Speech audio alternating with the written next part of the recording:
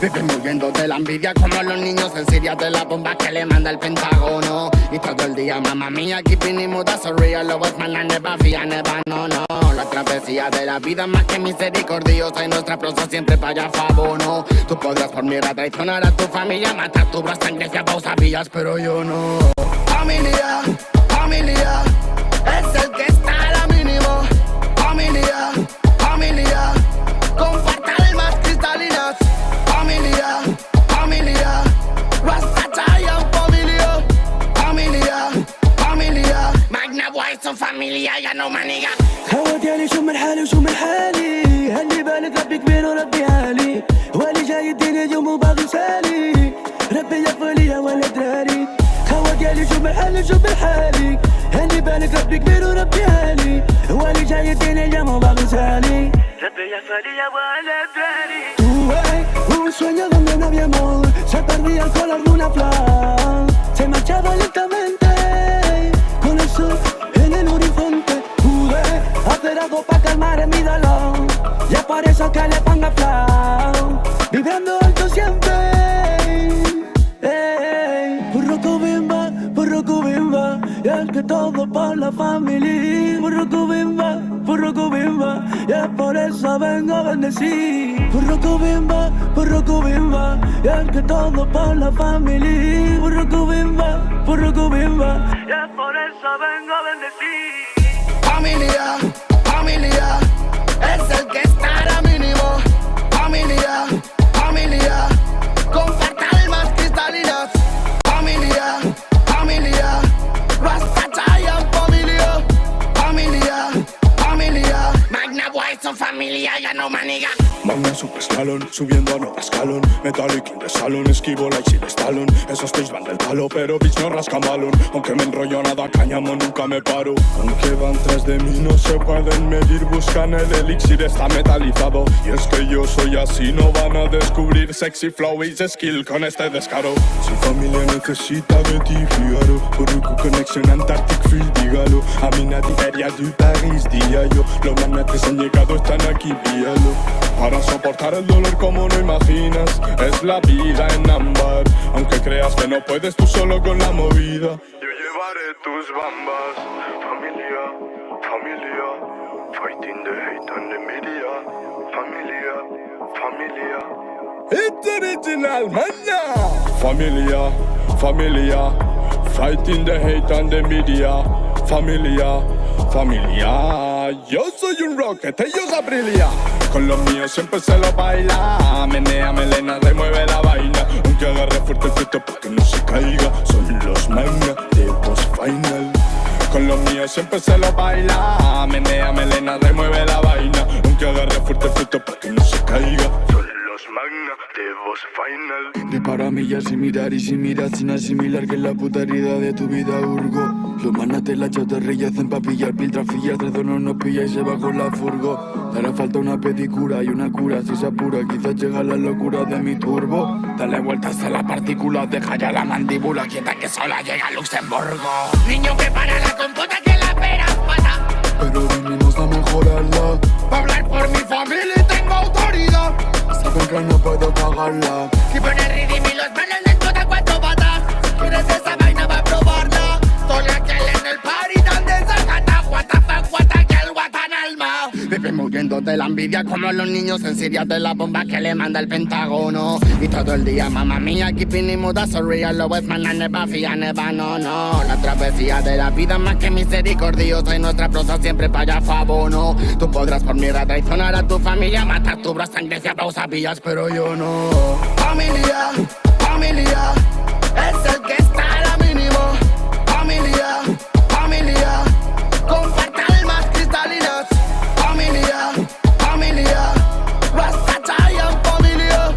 Familia, familia, Magna White son familia, ya no maniga. Bombo cry, sing it, cross the line on them. Warrior, vengo con los míos, Magna get your life, fire them. Bombo cry, sing it, cross the line on them. Warrior, vengo con los manas y saqué your life, fire them. I couldn't stop, shut up on the microphone ballad, and let's smoke the marijuana, psycho Buddha bombo clat, bang in the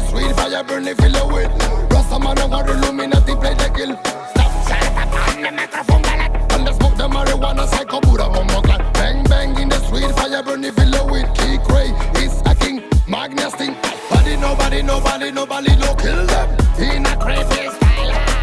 Challenge, fire them. It's a Rasta ganja. Nobody no kill them. It's a crispy style. Tally, the fire cream. It's a Rasta ganja. Familiar, Rasta chai is familiar. Kikray is familiar. Pure nego is familiar. Siku, Kimagneto, familiar. Es el que está a la mínima. Familia. Compactar más cristaleras. Familia. Rasta Zion familia. Magna boy que doblaste manego. Copyright disclaimer. This content does not belong to Bible Chronicles or claim this intellectual property. The content provided today has and always will belong to the content owner. Bible Chronicles does not have any affiliation with the owner of this property. As mentioned, Bible Chronicles did not intend to make use of any material for the purpose of harvesting gain. However, Title 17 of United States copyright law states material in use can only be done when it's for theological or general educational purposes, and thus Bible Chronicles believes that this principal material falls under fair use, which honors protection under Section 107 of the same U.S. copyright law. Isaiah chapter 58 and verse 1. Cry aloud, spare not, lift up thy voice like a trumpet, and show my people their transgressions, and the house of Jacob their sins.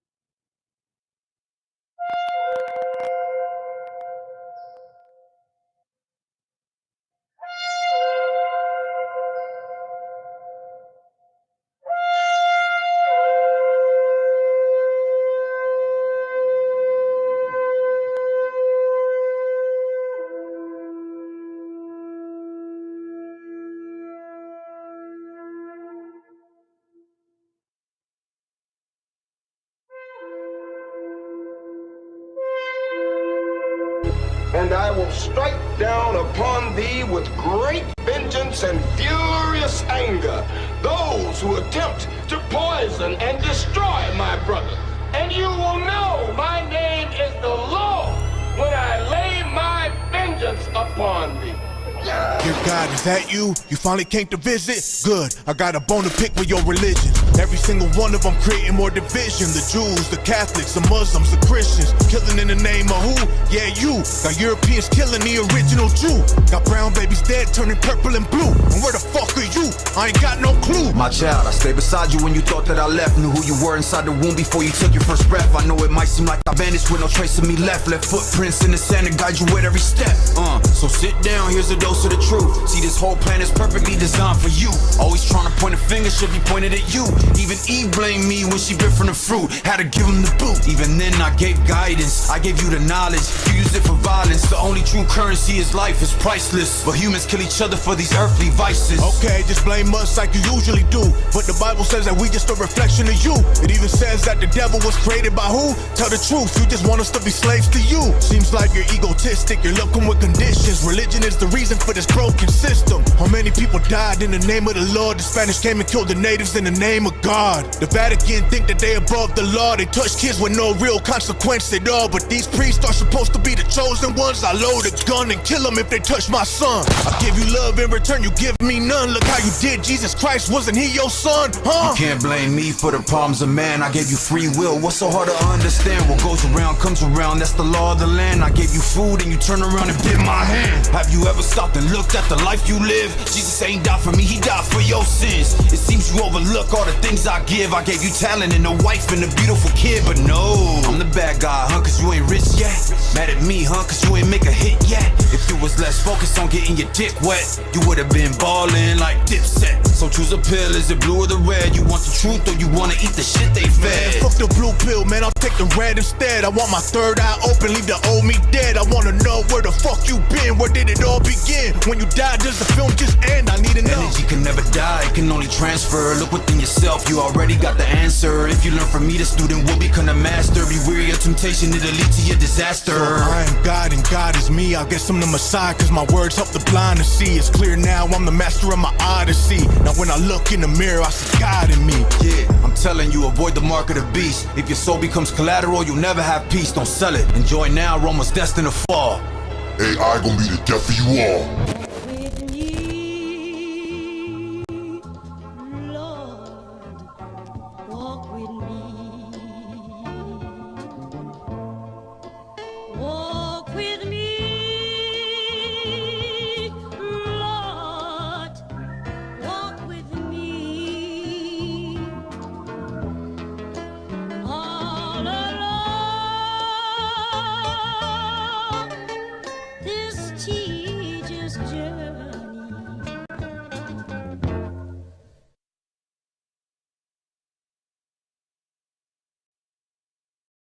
El autor viene a decirnos con mucha firmeza y gran convencimiento lo mismo que nos decía en el siglo XVIII el barón de Holbach, ¿no? Un filósofo francés de origen alemán. Si nos remontamos al comienzo, entonces hallaremos que la ignorancia y el temor crearon a los dioses. La fantasía, el entusiasmo o el engaño los adornaron o desfiguraron. La debilidad les rinde culto, la credulidad los conserva, la costumbre los respeta y la tiranía los apoya para que la ceguera de los hombres sirva a sus propios intereses.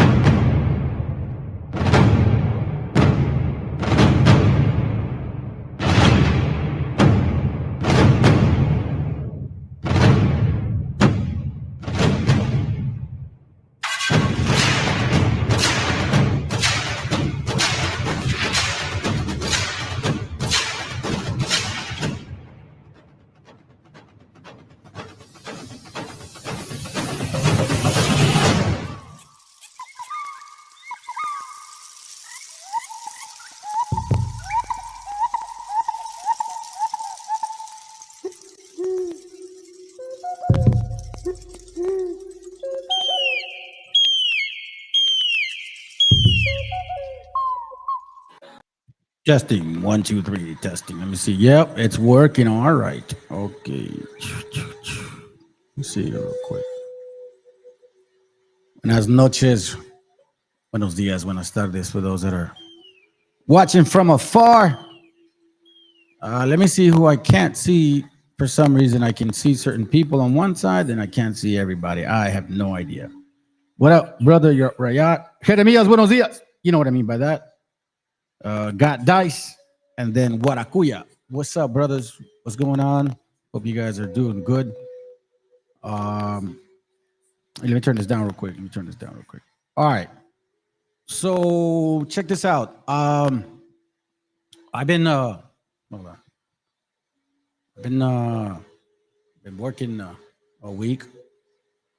So I plan to show you guys something very important today. So let's kind of reflect a little bit here. You know, everybody can understand if you've been watching this channel for a while that we had to deal with BHIs, well, Christianity, you know, before all of this occurred, Christianity, we didn't know any better. Then BHI. And slowly and surely, this little other worm tried to creep up. Slowly and surely started creeping. And now it's fully here.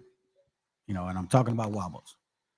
Now, I had a feeling that they were going to end up using the Bible eventually. And I know that there's brothers that may watch this channel, don't agree with me because you don't believe the Bible.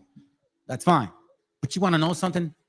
Oh, well, you're going to have to face this. You're finally going to have to face it because you got wobbles throwing shit at you guys and you have no idea what they're talking about. Why? Because of this personal vendetta you have with whatever it might be. So I'm going to show you guys through this book who you are, okay? I'm going to show you guys. Hold on. Viva Mexico, cabrones!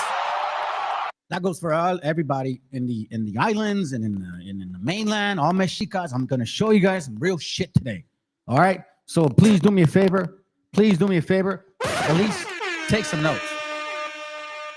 Because what better way to destroy ignorance and stupidity with something that, I mean, how are they going to answer this? See, most of these people, they're using pictures, colors, and a bunch of schemes. The same thing they did with the Bible, okay? So instead of me going to Deuteronomy like every BHI camp tends to do, I'm going to go into, how can I say it? Let me see. Hold on.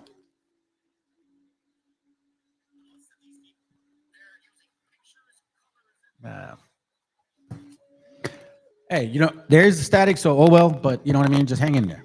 All right, so, but what I'm going to do is I'm going to kind of give you guys some point of views, and then I'm going to speak on, with conviction, more than you probably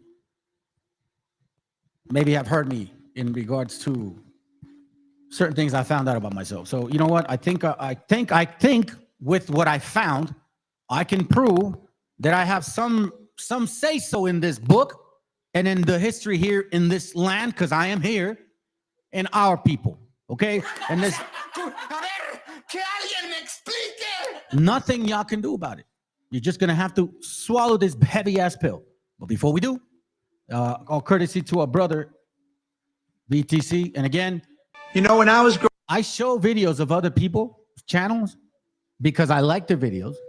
I may not agree with them. They may not agree with me. That doesn't mean that we speak for each other. You guys need to understand that. And I don't mean this regards to VTC or anybody. I call it VTC, you know, Vickstown. I mean this for anybody else that I use material. I'm not saying you agree with me. I just like your shit and I want to use it.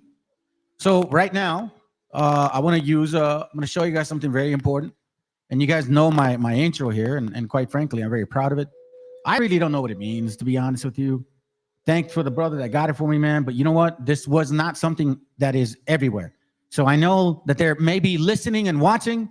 So by all means, please stick around, man. This channel may actually be doing some real shit here, okay? Let's go. Growing up in Jackson Heights, Queens, I learned the same history that they taught kids all over America. That George Washington cut down his cherry tree, that Ben Franklin flew his kite, and Abe was honest. Guess what was missing? Us, the Latino contributions to this country. People tend to forget that Latinos were here long before the United States existed. Most of the history we're still taught is from the point of view of the conquistadors who tried to wipe out any trace of advanced indigenous cultures to justify their massive theft of our New World wealth. The sophistication in the arts and architecture of these massive cities that were bigger than European cities. They invented life-saving medical practices. They also calculated the movements of the planets, and they wrote it all down in their sacred books. Descubrimos un túnel que nos conduce hasta el frente del templo de la serpiente emplumada. ¿Pero es peligroso o qué? Es muy peligroso, ¿Por qué? pero no puedes tocar las paredes, que es muy venenoso. It's as epic as any of the great wonders you've learned about in history class. And this is really important for Latinos to know and for other people to know about Latino roots. Mexican and Mexican-American people were lynched at rates similar to the rates that black people were lynched. When we talk about executions, it's not like we have to document them because the Rangers would take pictures. We were forbidden to speak Spanish, and for every word of Spanish that you spoke, we were hit with a bat. We were not supposed to have any political rights. The idea of being a peon was you take it, and we didn't take it. We didn't accept it. You can't have a history book about the United States without considering the histories of all of the Latino communities. Guy Gabaldon, when he served on Saipan, captured by himself between 1,300 and 1,500 enemy soldiers. We don't just make contributions to U.S. history. We have changed U.S. history. The Young Lords, they drafted the first known patient Bill of Rights. And these were kids. I would have never thought that the Young Lords would have created this, yeah. We come from women who have done this before us, and we stand and we draw our strength from them. Sí, se puede.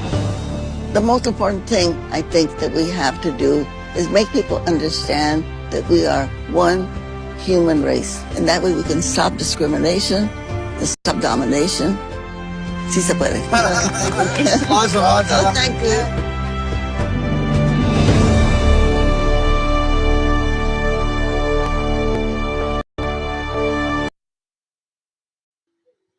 September 27, 2024 is when this movie's coming out, or series, whatever it may be. I find it interesting, especially now with these wobbleisms, man. And you know, it's they're being used by the Kabbalah, the back movements, the Khazars, and the black boule or black nobility or boule, all of that shit. Y'all cannot run from my fucking thing. I'm going to expose your ass. And at the same time, I'm going to show my gente who the hell they are. And I'm going to see if you can prove that what I'm going to show you, Wobbles, that you can actually share that this is what you have to. If you say you're from originally here, well, I'm going to show you that I know that we have those things still to this day. The big book says those things in there. And I'm not just going to say basic shit. I'm going to go deep. I'm just getting started. Let's go. To take over a young man by the age of 17, and the name of Cuauhtemoc will stand up, and he will fight fiercely for his people. Hundreds of Cortez's men will die.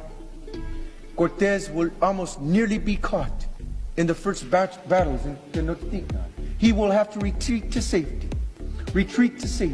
And this next part becomes so important to understand. Safety in which he finds among those natives he is able to divide and conquer. Those natives he is able to divide and conquer. Those that side with Cortez out of the fear for their own lives. And those that side with Cortez out of the dissatisfaction of their existing government. Be clear on that point. Be clear on that point. Divide and conquer, which affects each and every one of us in this room today. Look at us. Divided over the colors of our skin, hating each other because we have a different color skin, divided over the languages that we speak, sometimes we even ridiculously divided over the clothes that we wear. All of us in this room and in society, we condemn gangs and gang violence, and we condemn the division of gangs that are divided over colors. But I don't entirely blame you. I don't entirely blame you. For youth learn by example, and what example have we taught them except violence and division? Except violence and division. Everywhere in a society you turn, there is violence and division. And how do you want them to learn anything different? My challenge to all of us in this room is, how can we learn to come together to set an example for the upcoming generations? They're looking for a way out. Are you going to give it to them, or are you going to go along with the division that perpetuates the decline of not only our own people, but of humanity? Man, that's fire, bro. That's some fire right there, bro. You know what I mean? ¡Viva México, cabrones! You can't put it any other way, you know. And I am, and this is why I guess you could say I do these classes, man. You know what I'm saying? Call it an innate feeling, whatever that may be. But I'm gonna show y'all. I'm gonna give you a little bit of science, and then I'm gonna show you a little bit of some shit that I got. Because you know, there's some people that had made fun of it. You know what I mean? There was a time. I don't give a shit now, but I figured let me bring it up again, because you know what? This is what it is, man. So if you believe in science, I'll give you a little science. So I'm going to share with y'all on a scientific level who I am according to the science. Now, this is going to go into like actual science regarding haplo, and you'll talk about the origination of human, which they say it's Africa, blah, blah, blah. Okay, if you believe that, that's fine. The Bible says otherwise, but we'll entertain this, and I'll entertain it since you guys asked. So since you're making fun of me, and at the same time, assuming I'm not of the gente, fine, it's okay. But at least I can prove that what I've been showing in the Bible is actually in my DNA. So why do I know what I know? It's because it's in my DNA. You know what I'm saying? That's why. And that's the fucking problem you got with me. That's why. So I'm going to show you today who I am according to science and why I know what I know and how come I am going to talk about it, because this is my cultura too. So let's go back.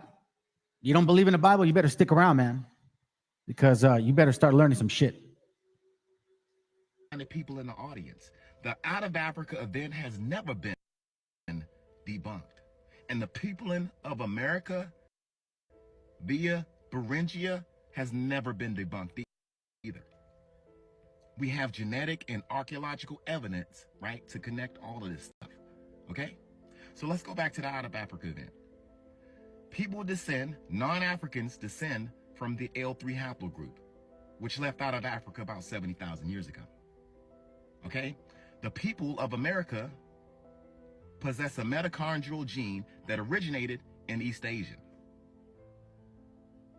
There's no way around that shit. All right? Now let's read. The mitochondrial, right? The L mitochondrial haplogroup originated in sub-Saharan Africa approximately 130 to 200,000 years ago. The M and N haplogroups descended from L3 approximately 65 to 70,000 years ago when humans left Africa. Haplogroup M moved into Asia, later giving rise to haplogroup A, B, C, and D.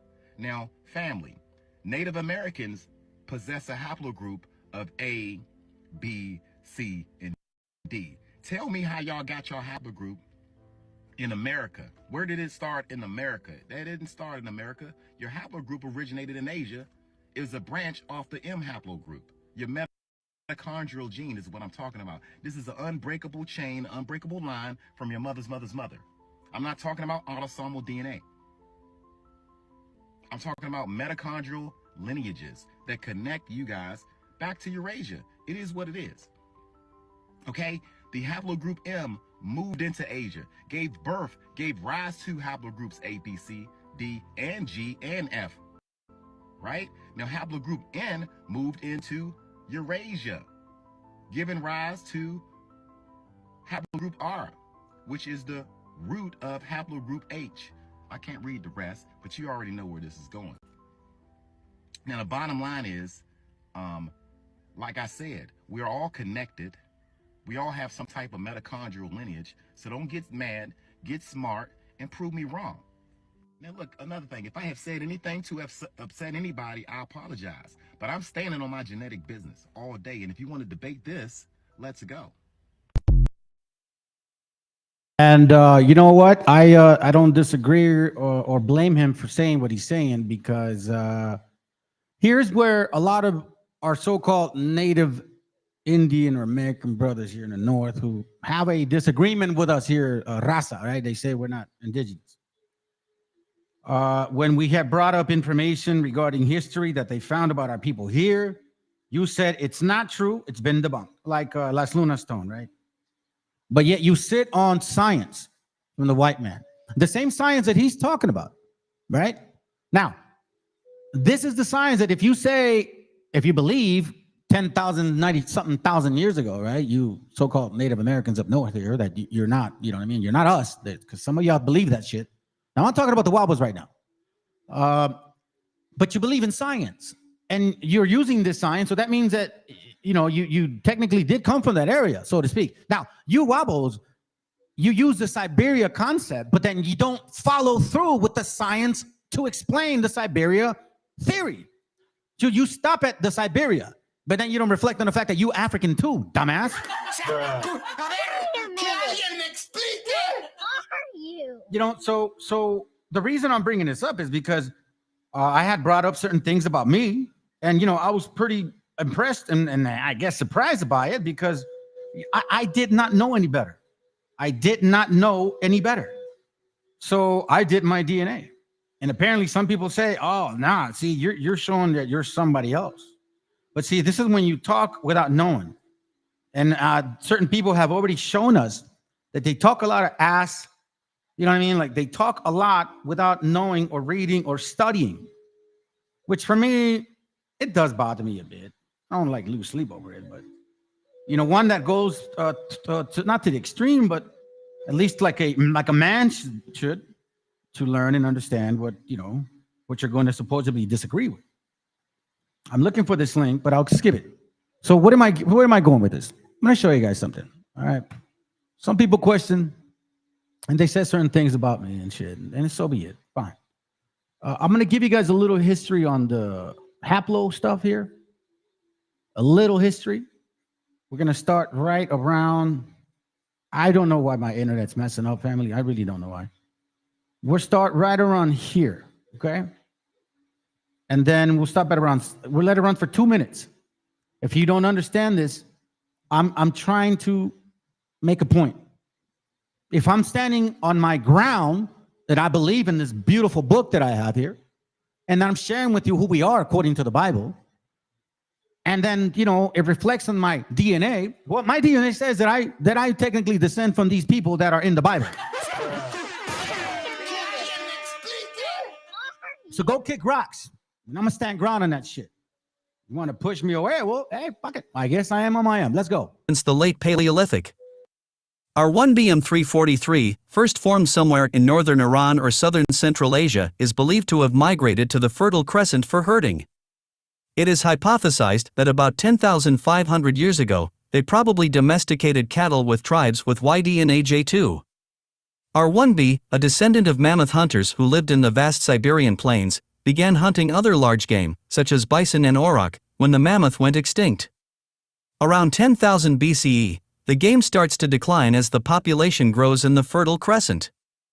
Instead of aggressively hunting wild animals, they began domesticating aurochs, boars, and goats. Analysis of cattle DNA showed that today's living Bos taurus came from a population of only about 80 aurochs.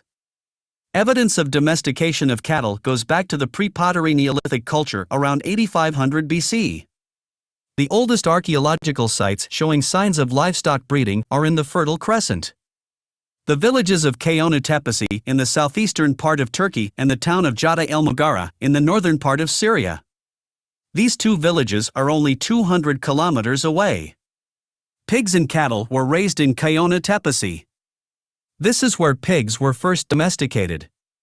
Genetic studies of emmer wheat suggest that it was first domesticated on the slopes of Mount Karacha near Kayonu. Jada el Mughara is also a pre-pottery Neolithic settlement around 900 BC. The people who lived here mainly hunted gazelles but also killed aurochs and equids. R1B1P25 may have raised cattle with people of paternal line J2 somewhere between these two regions. Perhaps this is where the R1B lineage settled before the expansion, the original homeland of the R1B.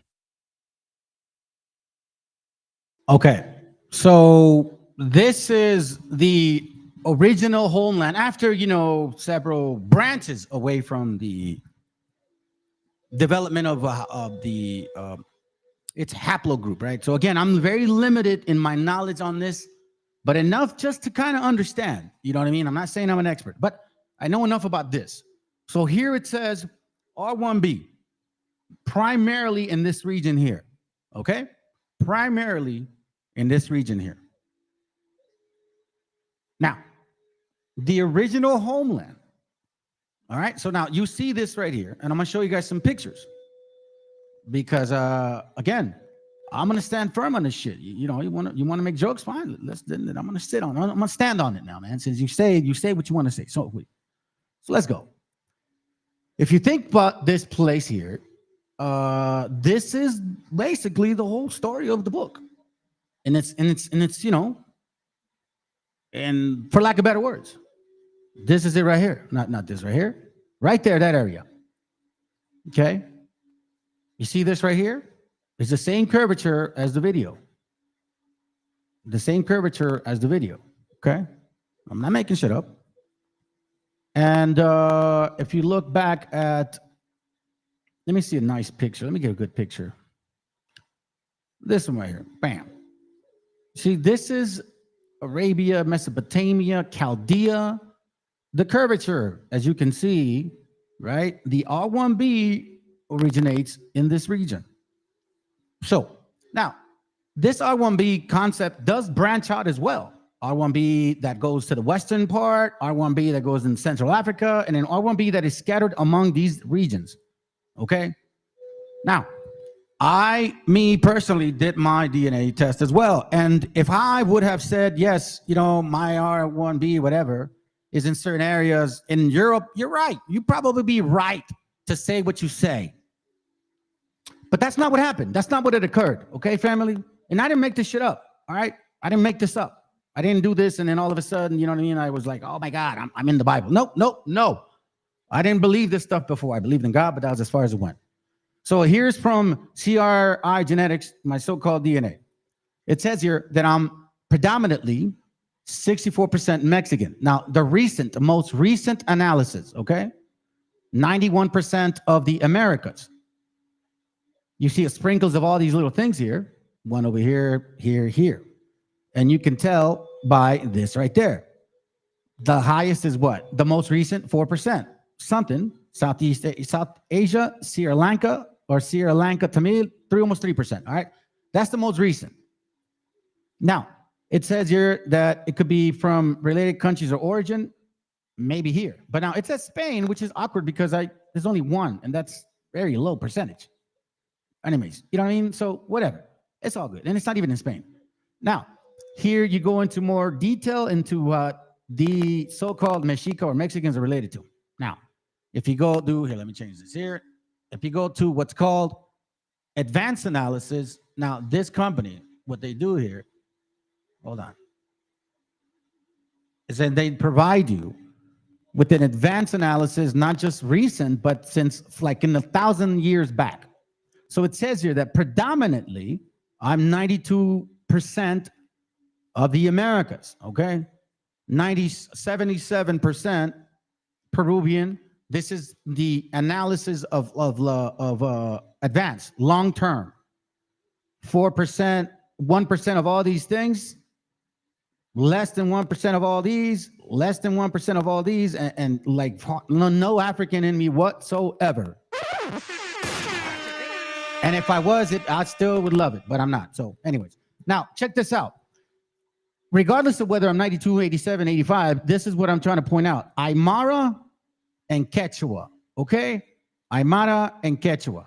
Aymara and Quechua. Pay attention. Now, you're saying, okay, well, what does that mean? All right, so what I'm going to do is I'm now going to bring you back or put you back into what I call, or what they call a ancestry going back 1,000 years. So it says here that my bloodline is going back 1,000 years in the Americas, okay? That's one thing I want to make sure. That ain't con with the bad Spaniards before you go off and say some dumb shit like that. So let me hurry up. Peruvian, Mexican. Peruvian, Mexican. There's some Southern Chinese in there. Whatever it is, I'm going to follow through with it. Peruvian, Mexican, or Peruvian. Then he comes back in. Okay, let's continue. Peruvian, Mexican, Peruvian, Mexican. Now you see the years. 1745 AD, right? Let's go all the way back.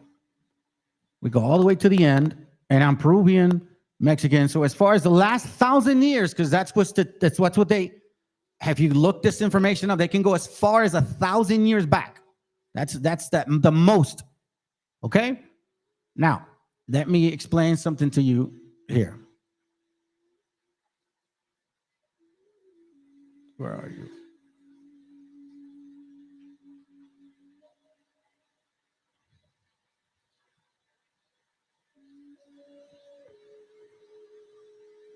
Let me see. Where is it? Did they take it off? Nah, they couldn't have done that. Okay, this is kind of weird, family, to be honest. I was on this yesterday. And for some reason, it's missing the paternal. And that's weird. But it's all good. Let me show you guys some pictures here. Okay. And again, I'm just trying to make a case and point, and then we're going to move on. Okay. Let me select 1, 2.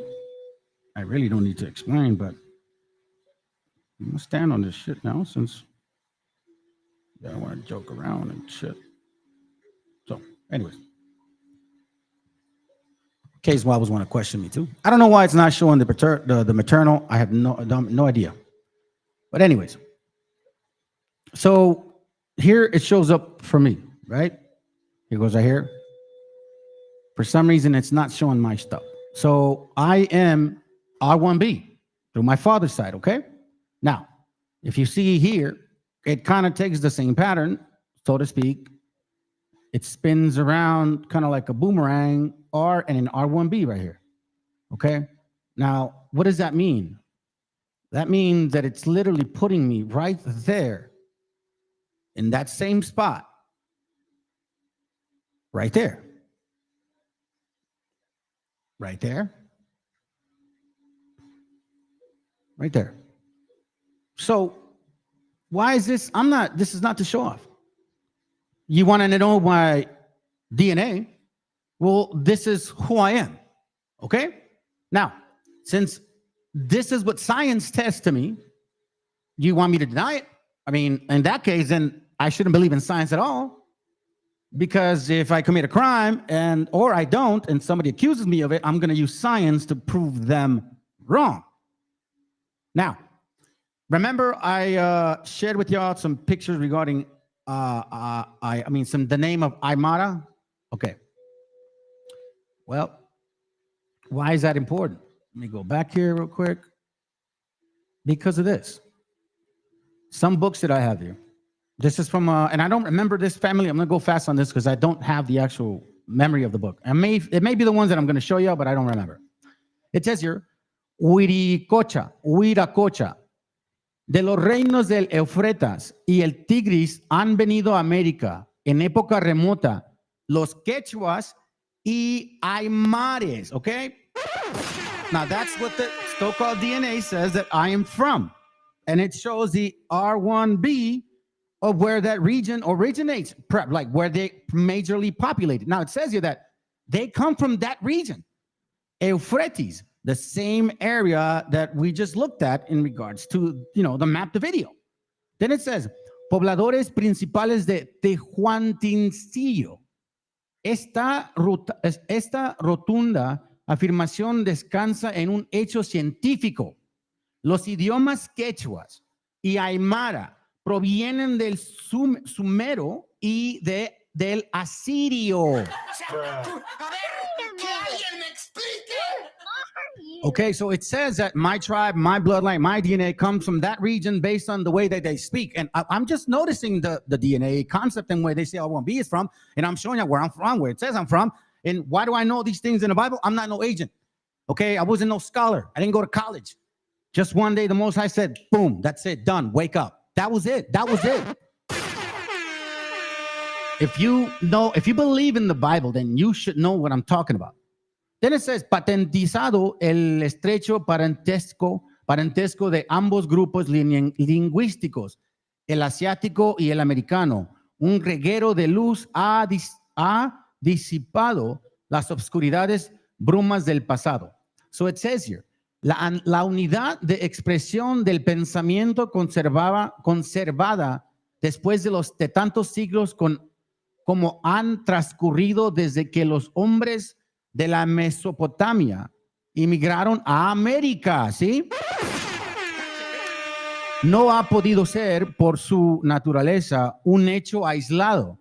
Ha debido traer consigo identidades y semejanzas en la creencia y costumbres, en los conocimientos y artes de esos pueblos, capaces por sí solas de revelar su común origen. Por más que hoy los contemplemos separados por la inmensa cuenca del Pacífico, sin saber aún cuándo ni cómo pasaron de un continente de oro. Okay, so now we have an idea of Aymara, right? It goes right here. A las lenguas quechua y aymaras proceden del hebreo y del caldeo, same region where that comes from. All right, and I'm just throwing you real quickly that tribe quechua or aymara. It says it again right here. And if you guys really want these books, just hit me up later. I'll get them. Trust me, I'm just going kind of fast. La misma pista sigue en un tal Rudolf Falk que en su opúsculo. I think that's Latin. Las lenguas índanas o andinas, en su relación con el grupo lingüístico semita, hace comparación entre el aymara y quechua y el hebreo, de las cuales lenguas son y relativamente sorprendentes. So una vez más, So once again, dice aquí, aymara, el día hebreo, or la luz, quichua, pakar, la mañana, hebreo, boker, la mañana. I guess the words, what they mean. En aymara, uro equals el día. Hebreo, or, la luz. Quechua, pakar equals la mañana. En hebreo, boker, la mañana. You see that? So that's very, is that, what is it? Oh shit! Oh man, oh my God, what's the damn name of that tribe? Oh shit! I'll remember.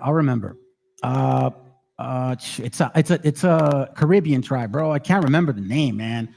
Here's another one. It says here, el doctor Pablo Patrón dice también que las razas quechua y aymara han fundado una civilización en las yunares del Eufretes.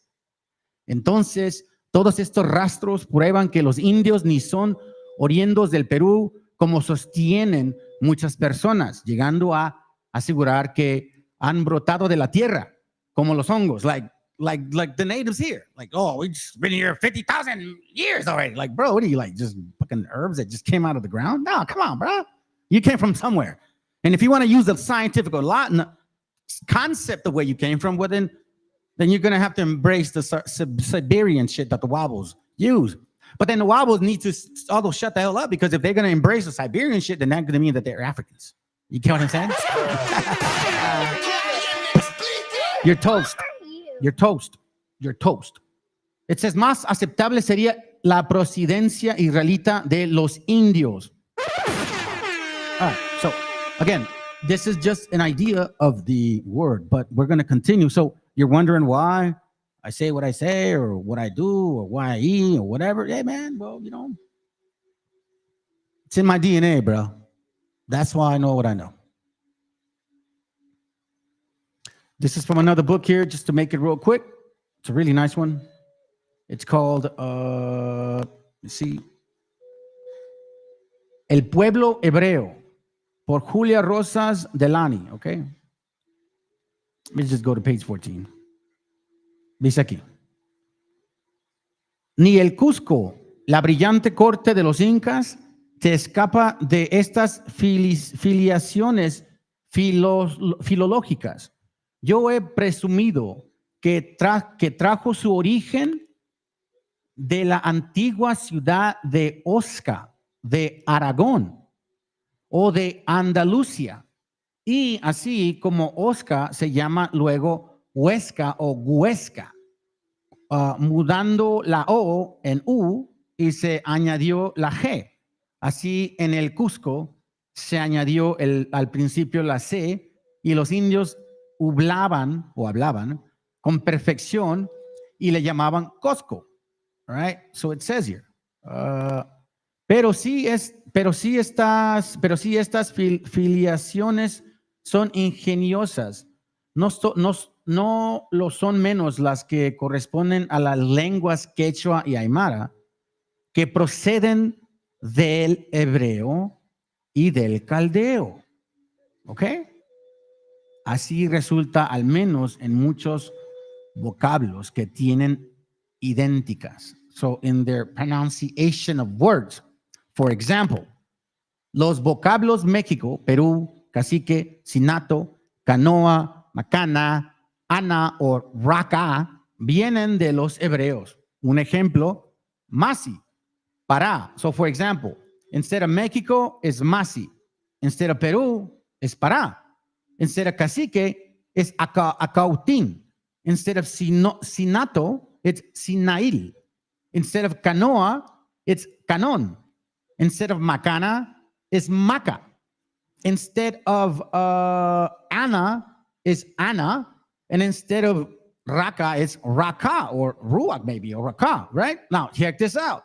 Hey, Tupac, Shakur, anyways, I'm not going to say that because, you died, but I was never your name. So stop lying, man. My mama told me I was Indian. Shut up. Tupac viene de Topa o Tobi, familia de Israel. Y a los lectores que observen que uno es Tupac y el otro Tobi, contesta el autor que mudarse la O en U fue muy fácil. We can see some real things. Here, even in this book, here, right?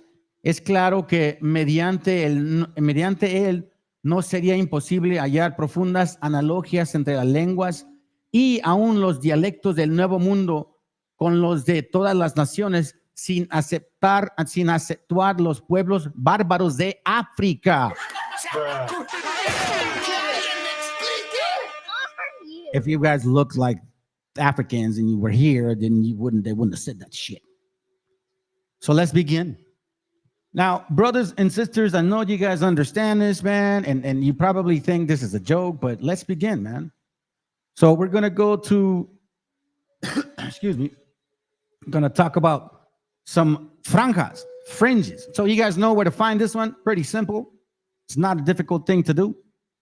All right, let's go to Numbers 15 real quick, in case you guys don't know. Check this out. Now, Babos, how come you don't express this? Just once the BHI told y'all and shit. But we had it in our custom for a long time. Here in Numbers says, and I won't read too much, just for the sake of time. It talks to the children of Israel, and the Most High bids them to wear fringes upon the borders of their garments. Okay? Fringes on the borders of their garments. So keep that in mind about the fringes on the borders of their garments. We understand that here in Mexico, or at least in the Centrals, we have fringes, or at least we have something called rebosos, like a traditional Mexican garment. Now, what is a rebozo? Here, I'll give you guys an example of what a rebozo is. And again, we're going to go into, you guys say you Wabos say you're the original, and now you say you're Hebrews too. Okay. Let's see if you show this. Rebozo mexicano. Okay. Rebozo mexicano. You see this, family? Rebozo mexicano. With fringes. With fringes. Now that is in our clothing. Okay? Also, or even these right here. Check this out. Huipeles, sorry. These right here. Boom. Look at that. Now, some of them have more fringe than others. Typically, they traditionally don't anymore. But I'm sure, and I'm very sure, that after some time, they stopped putting them there. But you could see the fringe and the garments and the colors going across at the border of the garment. The Bible said put a ribbon of blue on top of it. It definitely told you also to put fringes on your clothing. I don't know why it took me there. You see the fringes. Huapilis. Okay, now, again, we're going to go through some of these things to see if you in here too. This is a Latino America clothing. Look, I've never, ever have seen like people like that, and yeah, como, like all of that stuff and shit. You know what I'm saying? You know what I mean, bro? So that's Guapiles again, family. It's not difficult. I think we understand that part. Now, one thing that I want to show you.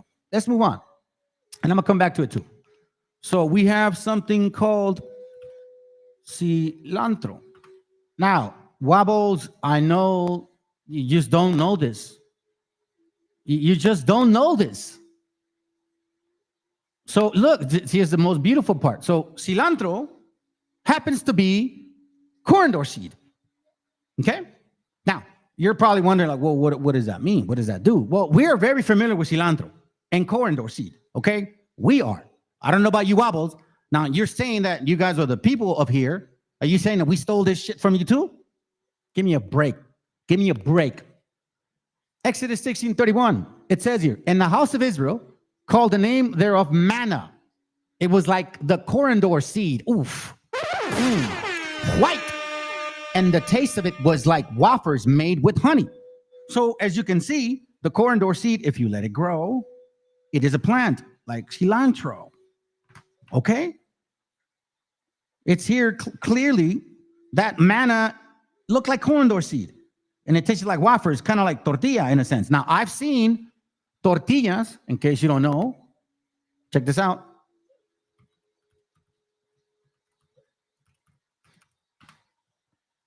Tortillas de cilantro. See that right there? Tortillas con cilantro. Right? Now, the Bible says that corridor, I mean, it's in there. Bitter herbs and spices. Corridor is a bitter herb, in case you don't know. In case you don't know. So now let's go to another verse. Because manna here is described as like a small corridor seed. And it says being pale yellow like, right? So obviously when you see the people getting together, they would ground it together into a flour. And then they would do what? Boil it maybe and make tortillas. Or like say they would bake with olive oil as well. Now we know that corridor, as we've seen, comes from it's cilantro. Now, my understanding, and thank you, brother, for helping me for this knowledge. Thank you, brother. You know who I'm talking to. Comes from the Corundum sativum plant. Okay? Now, this plant is a very, very popular plant amongst our gente, among our people. You telling me we stole this shit from you too, Wabo? And somehow, some way, it's in the Bible, so we're going to steal it from you, so then we can claim that we're the Hebrews at the end? Shut your ass up. The manna, Numbers 11 and 7. The manna was a corridor seed. The color thereof was a color of bethyllium. And the people went about and gathered it and ground it in mills and beat it in a mortar and baked it in pans and made cakes of it. Now, in case you guys don't know, our people have not stopped using mills, mortars, or baked or being, made on pans, right? Now, in case you don't know what one of these mortars are, it's like here, I'll show you. Concordance. Let me see the mortar here. A mortar, right? Or a mill. A mill is a millstone, a pulverizer, so to speak, right? So let's see if I can get it in Spanish. Spanish 8. Números 11:8, el pueblo iba y lo recogía y lo molía entre dos piedras de molino, o lo machaba en el mortero, o lo hervía en el caldero y hacía tortas con él. In case you guys never had any tortas, bro, like, you know what I mean? Gorditas, güey. Y tiene el sabor de tortas cocinadas en aceite. En aceite. Okay?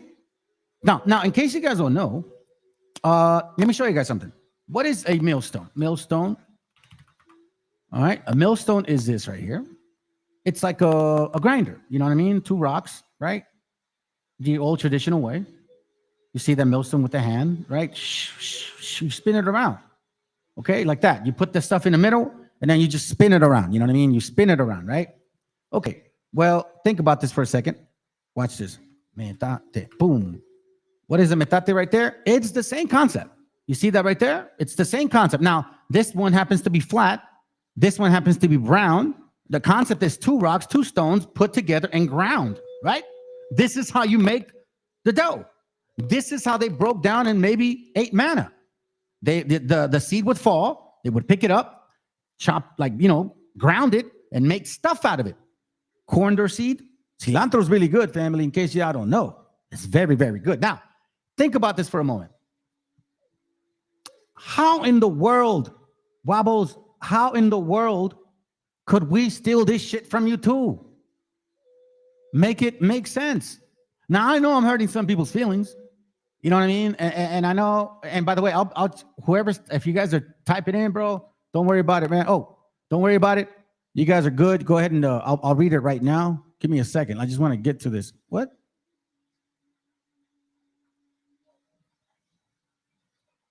Quiet, dude. Come on, bro. What's going on with this thing here? It's not letting me function.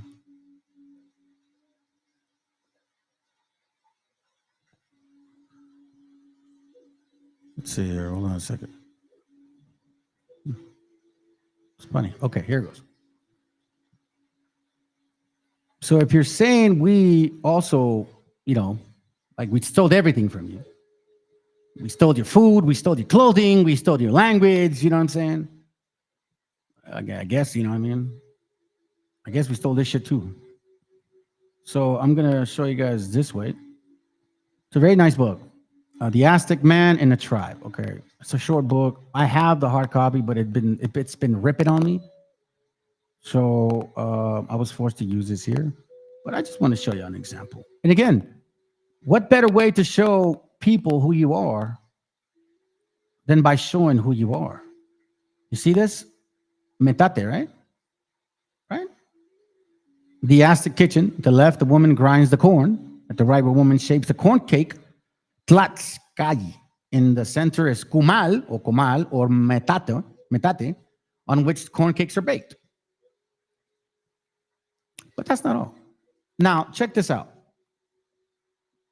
Egyptians making bread from a mural at Thebes and dated 1900 BC, I'm sorry. The meal is ground in a stone mortar, and the unleavened bread, which is corn, is baked on a flat oven.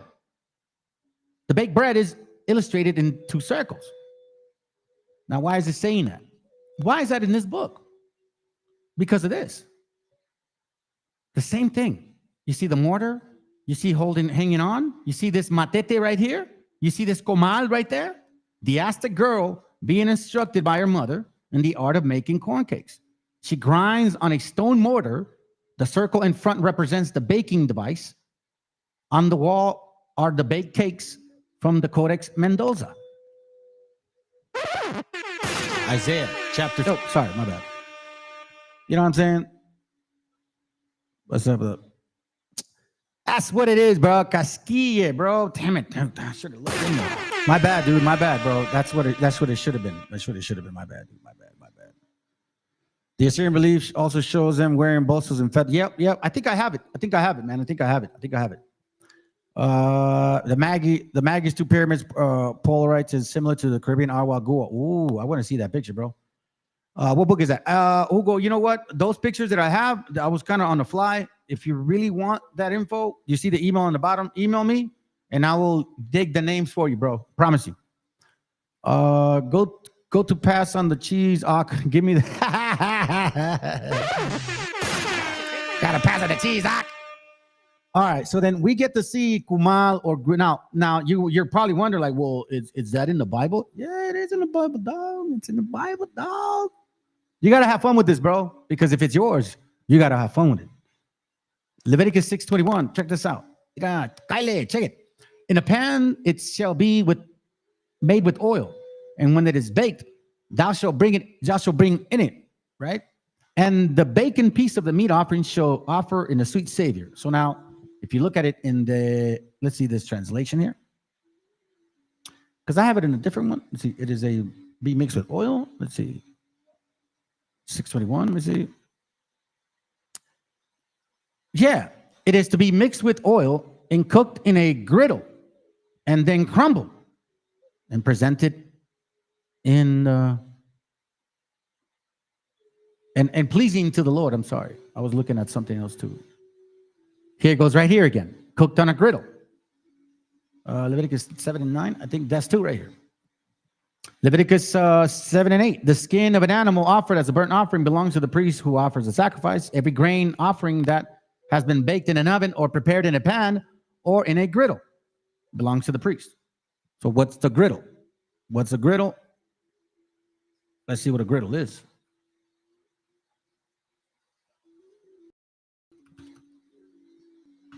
Griddle in the Bible. What does a griddle look like? That right there. See? Un comal. Just like that. Un comal is. It's not complicated.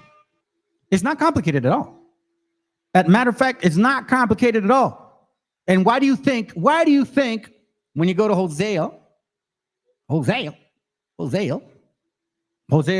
7 and 8, it says, the Lord says, the people of Israel are like a half-baked loaf of bread. What?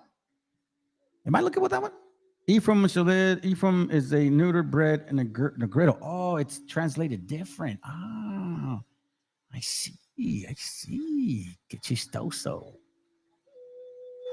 Yeah, caked in the earth. Yeah, interesting. All right, so now let's move on. Oh, hold on a second. Griddle from the Middle East. The griddle from the Middle East. Oh, shoot. Wow, man, come on. Damn, bro. Y'all getting cut. Too bad. Bro, that's like TJ shit right there. You know what I'm saying? It's heavy duty. Now, you guys wonder about carne asada? It's in the Bible too. What are you saying, Wobbles? You guys saying we stole that shit from you too? Are we that good, man? Are we that good?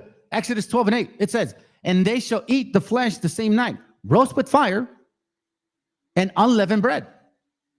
With sour herbs, they shall eat it.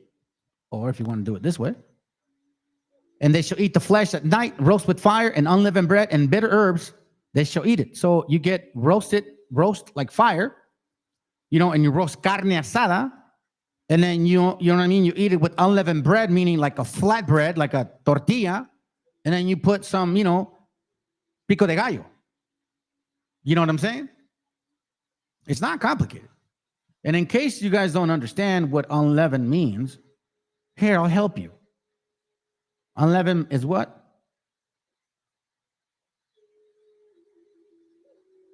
Let me see if I can do it here. I'll show you something. Because we don't lie in this channel, and we prove everything. Facts tell, stories sell, man. Come on, bro. Why you compute? So let's go to Exodus. Exodus 12. All right. We're gonna look at some concordance real quick, bro. Let's educate ourselves real quick here. So we got unleavened bread, right? Unleavened. Let's go to concordance H4682. What does it say? Strong's H4682. Matzah. Say that again, man. Say that again, my brother. Say that again. Say it out loud. Say it loud for the people in the back. Strong's H4682. Matzah. Masa. Cakes. Like how they say it in Puerto Rico and the islands, they call them pasteles. Unleavened bread. In case you didn't know that. Okay. Check this out real quick. Let me show you a picture of, give me a second right here. Boom. So we have the concept of corn, the origins of agriculture. When hunter-gatherers abandoned their nomadic life. Now, the R1Bs were considered hunter-gatherers too. And here we see the corn is a big deal. And you know what's also interesting, family? The turkey. The turkey. Oh, that's going to be a good one too. Oh, and you know what else is in the Bible? Cactus is in the Bible. Oh, you can't mess with me, bro. Y'all, you guys have no idea what the hell you woke up. Y'all done pissed me off. Listen, just the way I've been decimating BHI, I'm going to decimate Wobbles. I'm going to take your spirit and make sure you shove that shit down your own throat. Forever fucking with our culture. Forever thinking this was your shit. Excuse my language, by the way. 2 Samuel 17:28, it says, brought beds and basins and earthen vessels and wheat and barley and flour and parched corn and beans and lentils.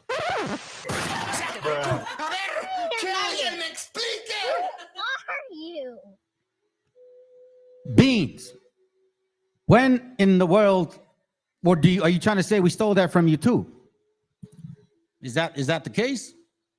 Is that the bottom line now? Is that what we're gonna come to? So far, I've given you guys, I don't know, 1, 2, 3, 4, 5 things in the Bible so far representing who you are. Okay? We got beans here now. Now let's move on to something else too. I know this is probably gonna catch you guys off guard, but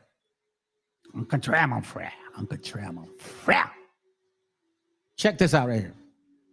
Genesis 11:5 says that we remember the fish we did eat in Egypt, for not the cucumber, the pepins, meaning the pepinos. Or the pepinos is cucumber. Let me see. Hold on a second. Let me read it this way. We remember the fish which we did eat in Egypt freely, the cucumber, the melons, the leeks. That's like the end of the onion, as for the green color, the onions, and the garlic. Oh shit. Oh shit.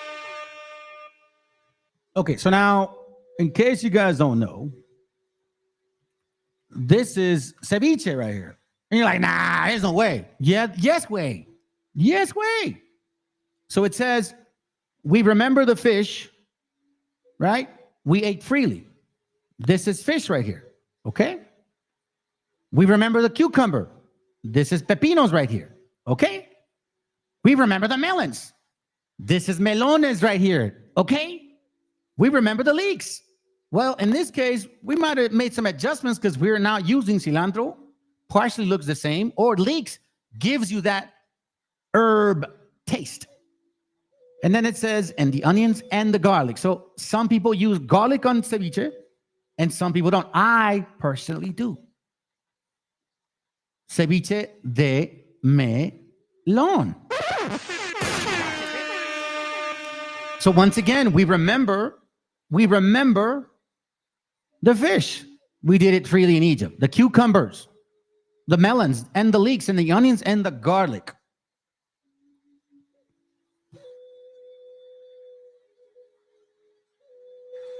Another beautiful thing that the Most High has done for us is the concept of, let's move on now, because I'm just kind of, hitting points. I'm hitting points.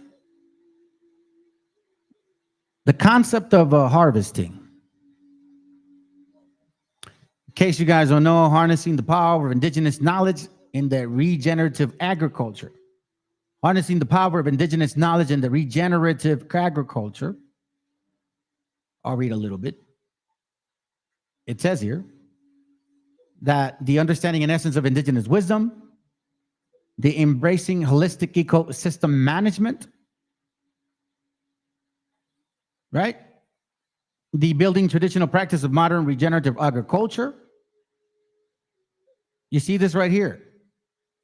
This was something our people knew what to do, how to do. Because we understood that based on we understood it. We were taught these things, and it's also in the Bible. You see, there is a system and a process of how you grow. Like, for example, here, at the heart of the indigenous knowledge system lies a profound understanding of the interdependence of all living entities and the importance of nurturing the importance of nurturing a harmonious relationship with nature. Indigenous practices such as, agroforestry, intercropping, and rotational farming naturally embody the principles of regenerative agriculture. These methods showcase an intrinsic respect for the natural world, honed through millennia of careful observation and adaptation of the environment. Now, you guys are like, well, okay, I'm going to show you. Thank you, bro, again for these verses. Let's go to Exodus chapter 23. It says 10 and 11. It says the laws about the Sabbath and festivals. The 6th year thou shalt sow thy land and gather in the fruits thereof. But in the 7th year Thou shalt let it rest and lie still. This is where you go, the concept of rotational forestry. So you let one section of the earth rest for that whole entire year on the 7th year, and you grow somewhere else. This is already pre-planned, right? So you don't actually go empty 1 year. You're already planning the other land for that year, for that vineyard, because again, we have a method of harvesting. In case you guys don't believe it, you need to study your people. Do you guys understand that? I know it's probably, well, it is legal, but Semilla was created by raza. The actual bud, not just because they said it in movies and shit. This was real stuff. Anyways, let's continue. Leviticus 25:3, it says this right here. The 6th year thou shalt sow thy field, and the 6th year thou shalt prune thy vineyards and gather in the fruit thereof. And it talks about in the article regarding vineyards too. But in the 7th year thou shalt be, its year shall be a Sabbath of rest unto the land, a Sabbath for the Lord. Thou shalt neither sow thy field nor prune thy vineyard. We understood these things. We understood these things.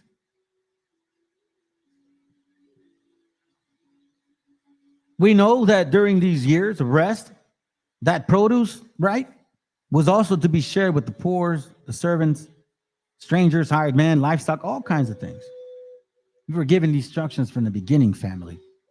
That's why when you read Leviticus 19, 23, and 24, it even tells you that in the first 3 years of letting the tree grow, you're not even supposed to eat the fruit. You don't even like pluck it. You let it fall on its own. You trim it when needed, but you don't do anything. It's uncircumcised. On the 4th year, you offer to the Lord as a thank you. On the 5th year is when you technically offer to yourself and to the Most High. You enjoy the 6th year as well, and on the 7th at rest. You see what I'm saying? That's why it is important to gather everything on the 6th day, which is like a micro concept of the 7th day rest. The same concept with the earth. Why do you think the Most High sees, or at least has always explained, that we are like trees? We are like trees. Let's continue. Let's go to another topic.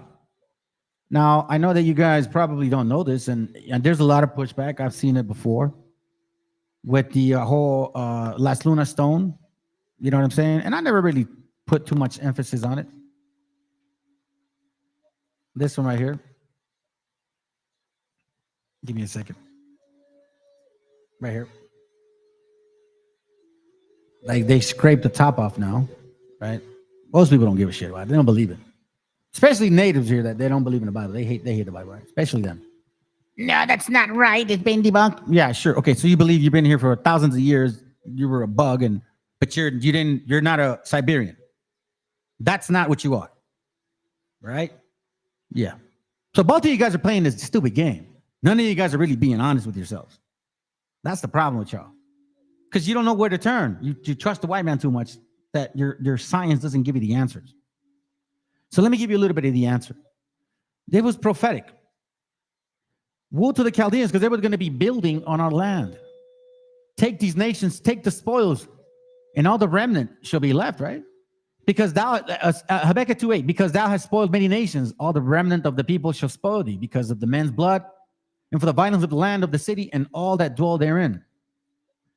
Woe to him that coveteth an evil covetousness to his house, that he may set his nest on high, that he may be delivered from the powers of evil. This is why the 13 colonies expanded. He didn't stay where he needed to. Now, this is the important point. Thou hast consulted shame to thy house by cutting off many people, and hast sins against thy soul. So now check this out. For the stones shall cry out of the wall. For the stone shall cry out of the wall, and the beam of the timber shall answer it. Woe to him that buildeth a town with blood, and establish a city by iniquity. You can take it for a grain of salt if you like. But Habakkuk here is talking about how in this land that they're going to take over and build, that there's going to be a wall, a stone that shall cry out of the wall.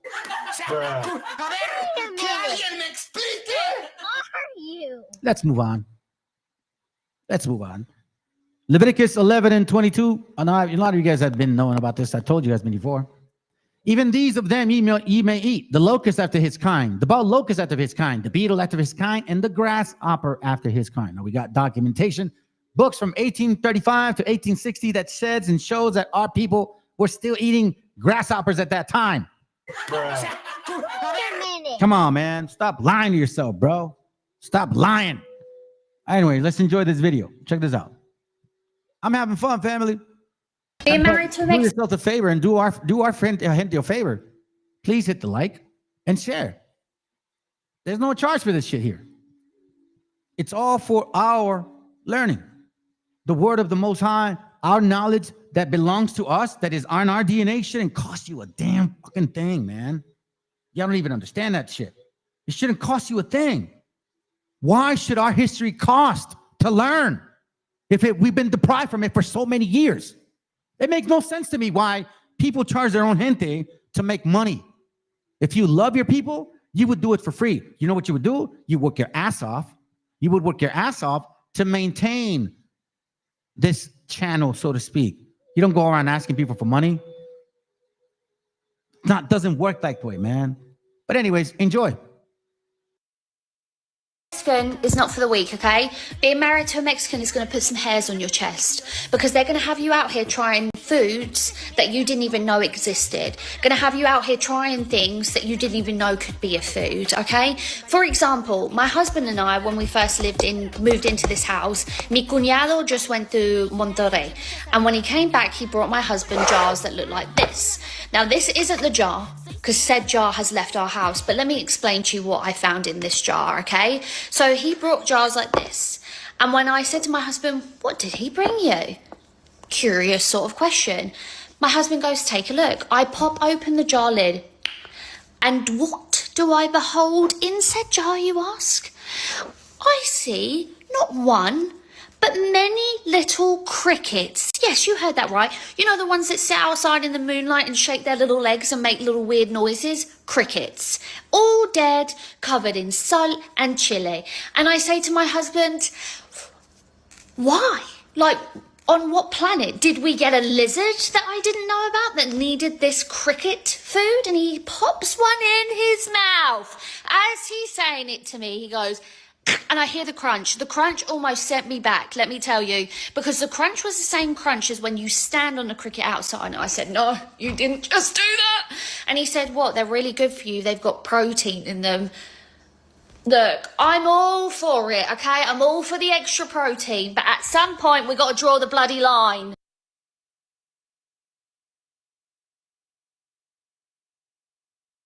I thought that was funny. Let's continue. I got a beautiful one, family, for you. So, in case you don't know, man, my beloved brothers and sisters, this is in the Bible too, right here. Hold on, hey, let it play, bro. What the hell? Viva Mexico, cabrones! Look at that right there. Now, I know maybe some of you guys don't realize what this is, but I know it's a lot of you guys do. This is actually called tamarindo. And tamarindo is probably one of the most delicious fruits I think, any of us have ever enjoyed. You can eat it raw. You can boil it and then make water out of it like this. And you can use it in particular spice, like certain foods and shit. Man, this is the bomb. Now, it's mainly made or cultivated in Jalisco, Guerrero, and other places, right? So, it's supposedly origin isn't from here, but its origin, they say, it's of the Middle East. And it's still cultivated in the Middle East, which I find it interesting that they still eat it over there and when we eat it here. Now, why is that important? Why is that important, family? Well, because, I remember back in the day, maybe about a year and a half ago or two, I found this scripture here. And this is a scripture that just blows all BHIs out of the water, completely debunks every single concept that Christianity will ever bring. And this is why they can't explain Abraham. But I'm going to say something with you. There's a reason why the scriptures are in here. Because as soon as I saw this, my learning grew even more in abundance. I kid you not. Isaiah 51:1. Hearken to me, ye that follow after righteousness, ye that seek the Lord, look unto the rock whence ye are hewn, and to the hole of the pit whence ye are digged. Now, in case you don't know, Abraham came out of the Ur of the Chaldees. I have a map of lineage that is going to show you from his forefathers where he started, where his forefathers were actually not keeping the laws of God. It all connects. Look unto Abraham, your father, and unto Sarah that bare you. For I called him alone and blessed him and increased him. Now, what does that have to do with tamarindo, you ask? Because it was our forefather. You see, a tamarindo, when you plant it, it's not for you. It's not for your generation. It takes a while for it to grow. It's for the coming generation. It's for the future. So Genesis 21 and 33. And it says here, and Abraham planted a grove in Beersheba and called there the name of the Lord everlasting God. Now, here, you don't see the tamarisk tree. So I'm going to take you to a couple translations so you can see. Here's one. Then Abraham planted a tamarisk tree in Beersheba and worshiped the Lord. Now, that's not the only place that we see a tamarisk tree. We also see it in 1 Samuel chapter 22 and verse 6. One day Saul was in Gilead, sitting under a tamarisk tree on a hill with spears in his hand, and all his officers were standing around him. Now, again, we're the ones that are eating chapulines. We are the ones that are loving tamarindo. We're the ones that eat ceviche, carne asada, unleavened bread. We're the ones that have fringes. Man, I got even a beautiful one for you guys too. You wobbles can hit the link any day. Any day. I'll pause my class just for your ass to step up. Prove me wrong. Show me that you are the people of this land. And then show me that you are the people of the Bible. And I will debunk both of that shit. That's how sure I am. You messing with my heritage. It's in my DNA. Can't take this shit from me, man.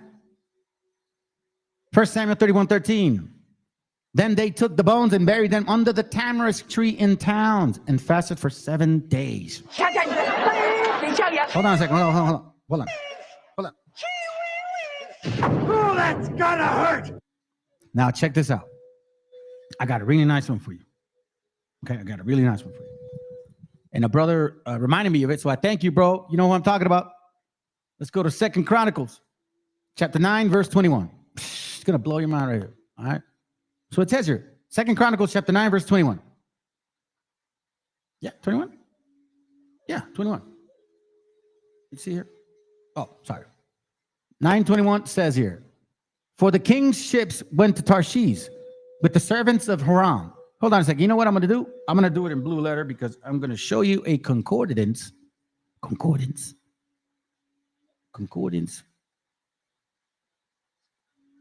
Yeah, let me close some of these windows. Here goes right. So let's explore this one here, okay? For the king's ships went to Tarshish with the servants of Haran. Every 3 years, once came the ships of Tarshish, bringing gold, silver, ivory, and apes, and peacocks. Peacocks, you say, right? Peacocks. Okay. Wobbles, you tell me if this is you. Ain't nobody teaching me shit. This is spiritual stuff, man. H8500. What does it say? Peacock, baboon, I guess ape, right? Here we go. Strong's H8500. Tukiyim. And second entry. Tukiyim.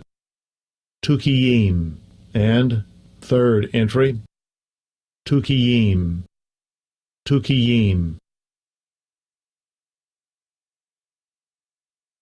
Strong's H8500. Tukiyim. And second entry. Tukiyim. And third entry. Tukiyim. All right, I did it twice so we don't miss a beat. Okay? Don't miss a beat. Now, I got this interesting page, and I'm going to show you guys. So it means peacock, tukiyin, or tuki, right? Tukiyin. The yim is from the Yiddish shit, so don't feed too much into that. It's technically tuki. The yin is Yiddish, and that shit's fake. Yeah, I said it. Well, I said it. So what? I am Semitic. Damn it. Can't take shit there from me. Can't take that from me, man. Hold on a second, family. I'm going to show you this real quick. Tukim, right? Did I take a picture of it? Damn it, I know I did.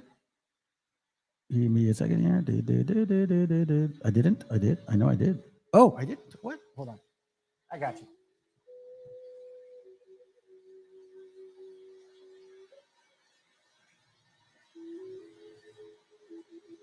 Okay. So apparently, and I was reading some material for you guys yesterday. The other class, not yesterday, the other class, right? And this was interesting. Now remember what it says in regards to the word, okay? One more time, please. Strong's H 8500, Tukiyim, and second entry, excuse me, Tukiyim,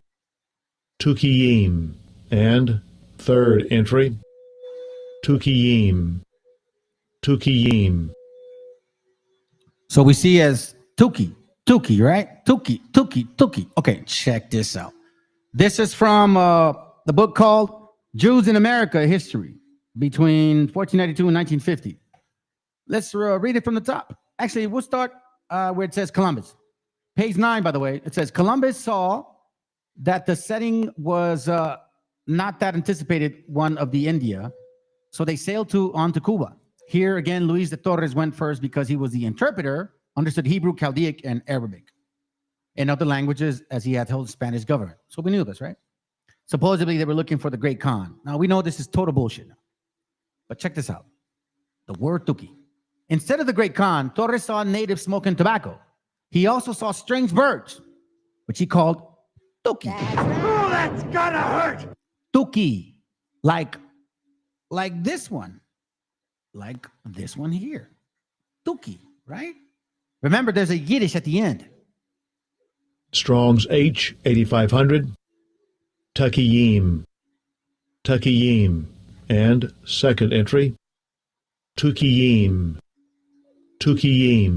and third entry, Tukiyim. So this word ended up becoming Turkey later on. He also saw strange birds, which he called Tuki, the Hebrew word for peacock. The word Tukiyim or Tuki, it's not Yiddish, idiot, was later corrupted and became our modern word Turkey. 1 Kings 10, Job 39, 1 Chronicles 9:21. Once again, Tuki. Did I make this up? Are you saying, Wobbles, that was you? Really? And remember the map I showed you regarding the origin? That's why I showed you that map initially. You know what I'm saying? This one right here. Because it actually says Turkey. You see? Turkeys. You see where the turkeys were? So when the Spaniards showed up, Swarty and light skin, they said, hey, what's that animal? And we said, Tuki. Let's move on.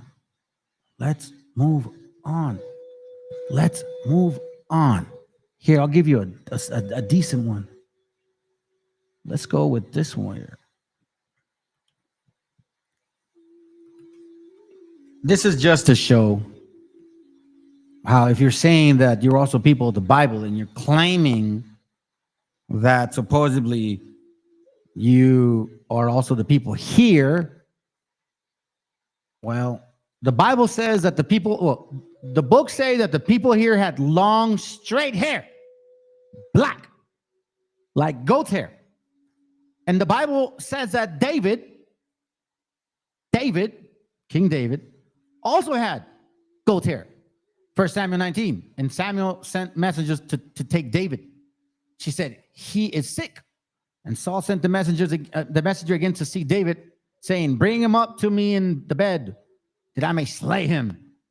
And when the messengers come in, behold, there was an image in the bed with a pillow of goat's hair for his bolster. Interesting. Wobbles, you guys don't have goat's hair. The only way you can get close to goat is by buying it from somebody from India. And that's not goat hair, but it's their hair, which is kind of even weirder shit, to be honest with you. Once again, you're saying you're the people of the Bible, and you're saying you're the natives of this land, and I'm telling you, people of this land, there's natives here that understand what I'm talking about, that you technically could be these people too. That's why they're trying to stake your. They want to stake at your stake. They want to be you because they know how valuable you are, but you don't know how valuable you are. So once again, Psalms 133. It is like a precious ointment upon the head that ran upon the beard, even Aaron's beard, that went down to the skirts of his garment. Who are you? Explain that to me, BHI or Wobbles. Your beard don't grow down. It grows like around and shit, like a mushroom. And then your sister, the women. And I'm not talking about fake hair either. You can't be buying that shit and then say you're in the Bible. It's not the way it works. John 12:3. Then took Mary a pound of ointment of spikenard, very costly, and anointed the feet of the Meshiacha, and wiped his feet with her hair.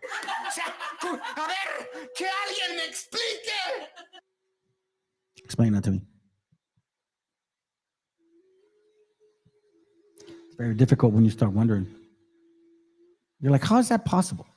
How can you guys believe this stuff? This is nonsense. For example, this one, Songs of Solomon 1:6. It says, look not upon me because I am black, because the sun had looked upon me. So she's basically saying, don't look at me because I'm dark, because you know what I'm saying? The sun didn't tan in me. That's why the verse 5 says, I am black, but calmly. And she's talking to the women. If you guys are saying this is Solomon, what is he, a schizo? What the fuck, is he talking to himself? Oh, I'm black and calmly. Look at me. Yeah, looking in the mirror, bro. Like, that's gay. Look not upon me because I am black, because the sun had looked upon me. I mean, shit, man. What about this one? Again, I'm just trying to, put some things in perspective here. You say you're the people. BHI Wobbles. Explain this to us. And when Aaron, Exodus 34:30, and when Aaron and all his children, we're talking about long-beard Aaron, and all his children of Israel saw Moses, behold, the skin of his face shone, and they were afraid to come nigh. Like the skin of his face shone. What is that? What does the word shone mean? Shone is Quran. Shine. How do you shine if you're dark? What, you got oil and shit? Strong's H 7160. Karan. I don't get it. Second entry. Karan. So, since we're talking about complexion, and explain this to me too. Going back and forth. Saying. Isaiah 29:22. Therefore, thus say the Lord, who redeemed Abraham, once again, my forefather. I don't know if you guys can agree with your forefather. I'm only going to say mine because a lot of you guys don't believe. Concerning the house of Jacob, Jacob shall not now be ashamed, neither shall his face now wax pale. What the hell? Now, wax pale. If you're black, how can you tell if you're pale? Can you answer that to me, BHI? You that likes to trick our people with that stupid ass chart? How can a dark-skinned man wax pale? Can't even tell he's pale. Strong's H 2357. White. Chaver. White. To be white. Chaver. To be white. To be white. Oh, that's gonna hurt. What the hell, man? What's wrong with you guys? This is why when you don't study and you let these idiots tell you guys and you get ashamed of who you are and you don't know who you are at the same time, yeah, you'll be baffled and confused. And you'll be afraid to study and learn because you don't believe. You think that, you know what I mean? You think that you really came out of, I don't know, some fucking monkey from 7 million years ago. Like, seriously. So-called evolution.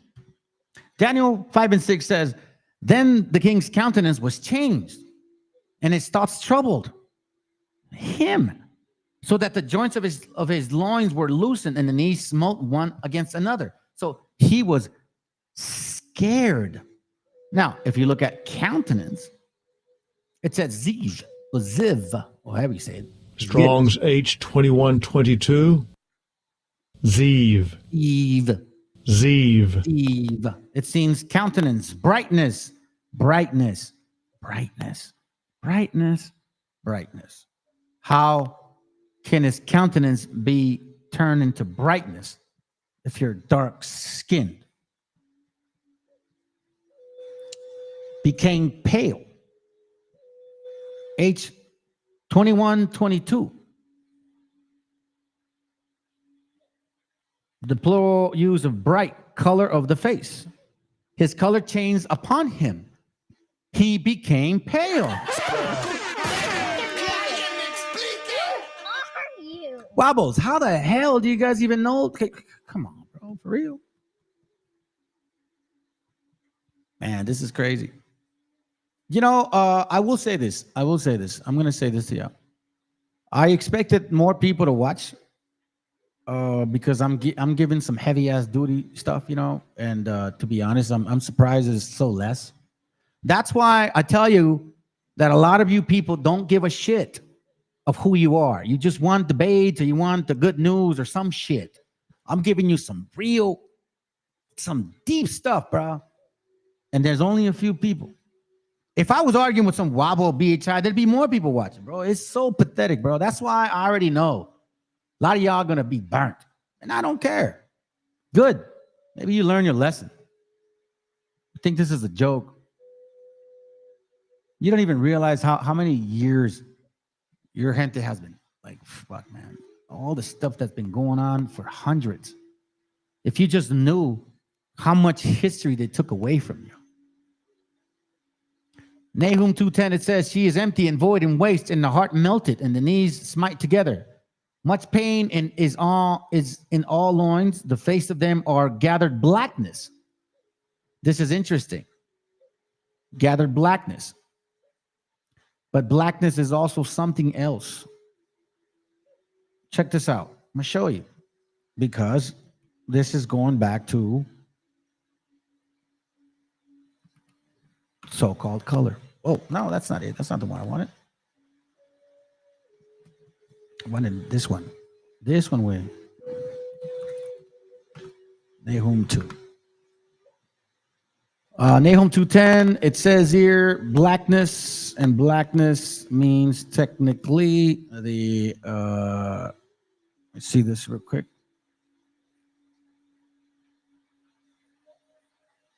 Glow, anxiety, flush, illuminated, something kind of like pale, right? Not too far off. Now, when you get closer to these definitions, Jeremiah 35 and 6, and it says here, paleness on the bottom. Let me read it. Jeremiah 30 and 6, it says, as ye now and see whether a man doth travail with child, wherefore do I see every man with his hands on his loins, and as a woman in travail, and all the faces are turned into paleness? Check this out. Paleness is Yirokant, H3420, and it means mildew, paleness, right? You're like, oh, interesting. Very, very interesting, because we also get this in Deuteronomy 28. And these wobbles don't even know this. And you don't even know this either, but you're technically in this. So once again, Deuteronomy 28:22 talks about smitten. It says here, and the Lord shall smite thee with a consumption, and with a fever, and with inflammation, and with a extreme burning, and with the sword, and with a blasting, and with a mildew. Let's go to mildew. H34. Sounds familiar? Because it is. Mildew is also paleness. So if you're black skinned, how can you be pale? There's no way. No way, Jose. There's no way, Jose. Let's move on. Now, another thing. And again, I'm just shooting real fast, man. You guys, a lot of you guys don't even give a shit anyways. But this is for the people that do, for the beloved that do. Exodus 3:5, it says, and he said, draw not high and hither, put off thy shoes from off thy feet. So you're thinking shoes, well, you know, shoes is Strong's H 5275. Na'al. Now, sandals, in case you guys don't know, they're made out of different things. Let me show you guys a picture real quick. Just moving on. We all moving on now. Moving on now. Here we go. Sandals right here. This is from a dictionary book I got. It says sandals, a sole of wood, leather, or plated material, bound to the foot with straps. The shoe of the Bible. Not worn in the house nor in holy places. Exodus 3:5, Deuteronomy 15:9, Joshua 5:15. Now, you're wondering, like, why is that important? Sandalias de Mexico. We all know about these famous shoes in Mexico, family. Right there. We know about these famous shoes. Leather with the bottom sole. Those are sandals. Exodus or Deuteronomy. Let's go to Deuteronomy 15:9. Deuteronomy 15:9. And it says right there, beware that there be no thought in thy wicked heart, saying the seventh year. Hold on, let me take this out. I can't even read it. Deuteronomy 15:9, it says here, beware that there be not a thought in thy wicked heart, that's the mind, saying that the seventh year, the year of release is at hand, and thy eye be evil against thy poor brother, and now giveth him not. And wait, is this it? Is this sandal? Dude, what's going on, bro? Get it together, bro. Get it together. I think it's 5:15. My bad. I made a mistake. Okay. Here it goes. And the captain of the Lord's host said unto Joshua, loose thy shoe off thy foot. Loose thy shoe off thy foot. Here, we'll do it in this way. Shoe, sandal. Take your sandals off. It's not a big deal. You know what I mean? It's not a big deal. But this one is a big deal. Genesis 40:17. You see, you're all over the book. You just don't know it. Genesis 40:17 says, in the top basket, there were all kinds of baked goods for the king, and the birds were eating them.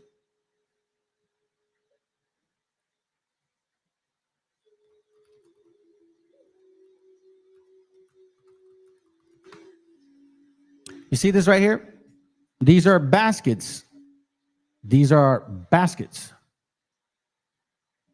Mexican baskets made out of reed. Now, if you understand reed in Palestine, I'm just using that as a general. Reed baskets. Okay. Reed basket reeds. All right. See this right here? See? A ver, que alguien me explique. Who are you? Take it or leave it. It's up to you. I don't force nothing down your throat, bro. I'm tired of doing that shit. You guys either get it or you don't. It's that simple. I mean, we can even go back to pottery, but you know, pottery is kind of generalized all over the world, so it's, you know what I mean? Yeah, I guess it does matter, but I'm not going to be stretching too much on that. I got some more to show you. Let me close this window here. This is one, man. It blew my mind right there. The tamarindo. Matter of fact, it's in Enoch as well. Tamarind is in Enoch as well. Okay, you guys can look it up. Let's go to, let's see. Let's go to this page right here. Again, this is not a stretch, but you know what I mean? This is well known here in the Americas. 1 Samuel 20 and 30. And when the lad was come to the place of the arrow which Jonathan had shot, Jonathan cried out at the lad and said, is not the arrow beyond thee? The arrow. What did they know about us here? What weapon? Strong's H 2678. Chitzi. Gesenius Lexicon. Chetzi. And Chatzi.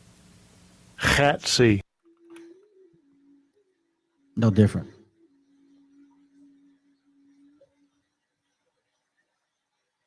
Just going over some things real quick. Now you have also the Egyptian arrow. See?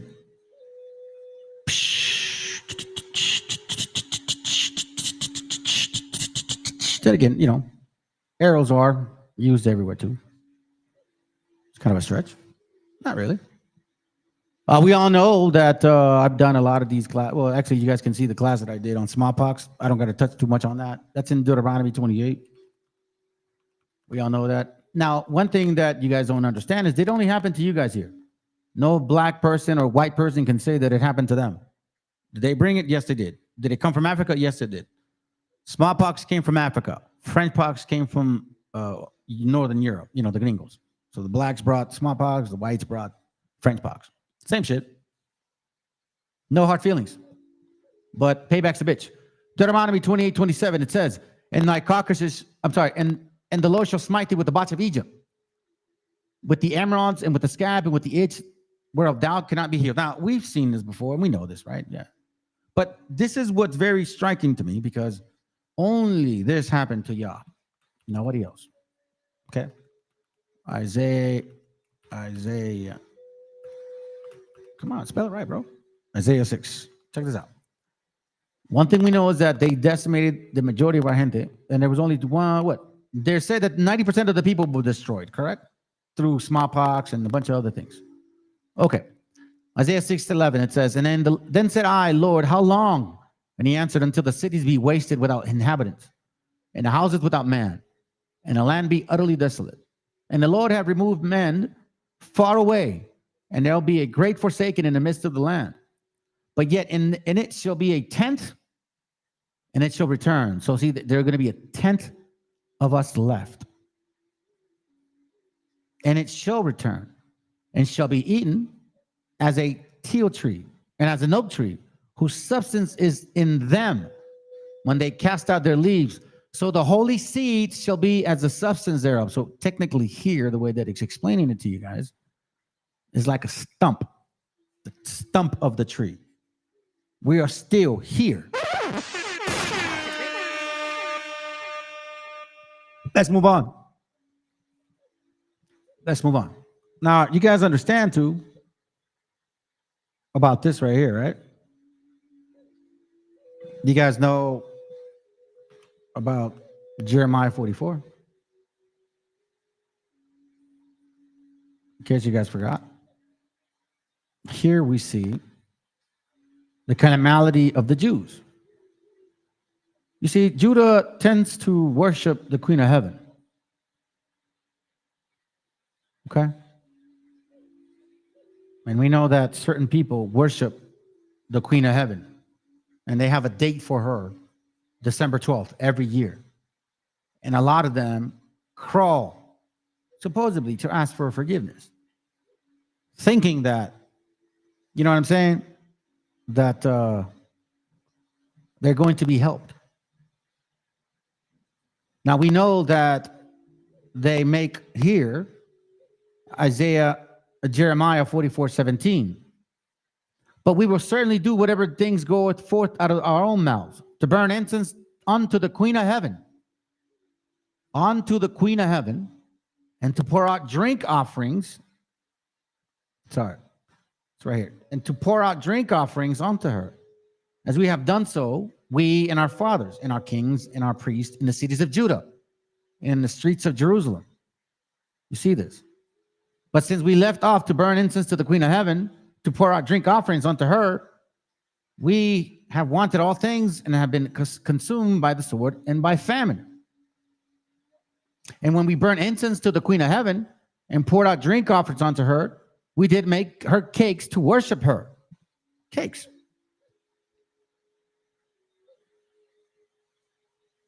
What is that? Cakes. Something prepared.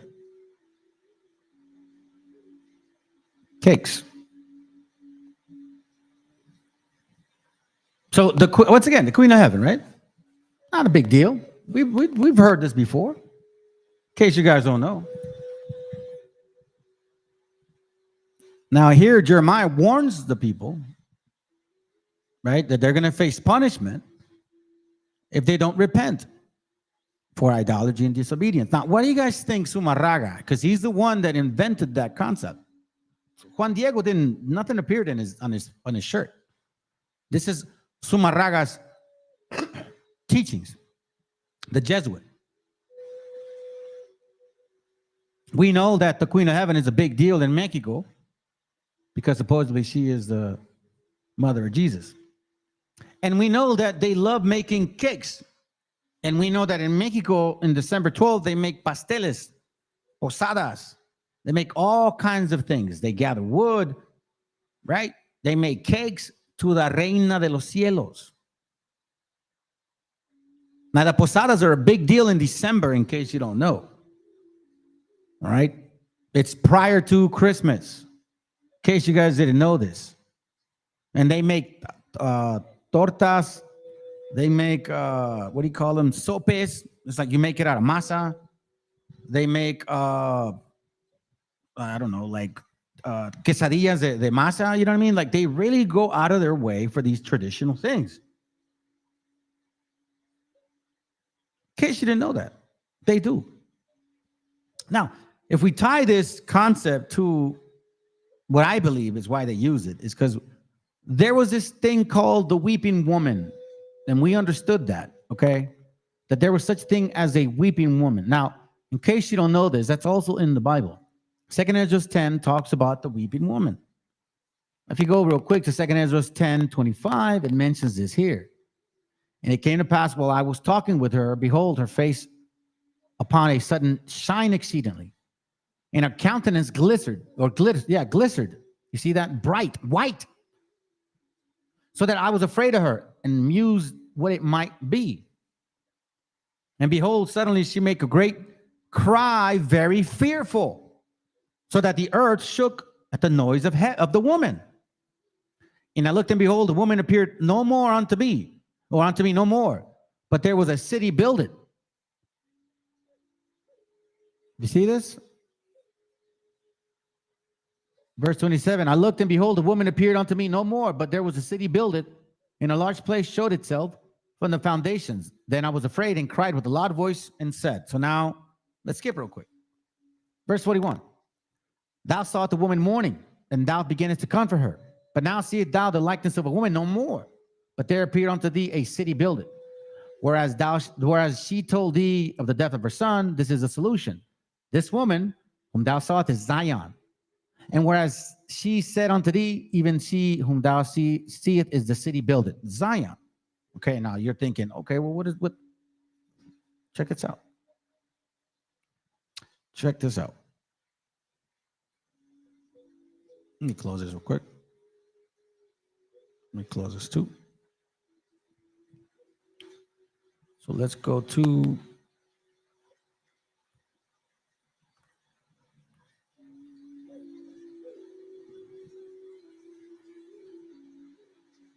let me come back to this page here.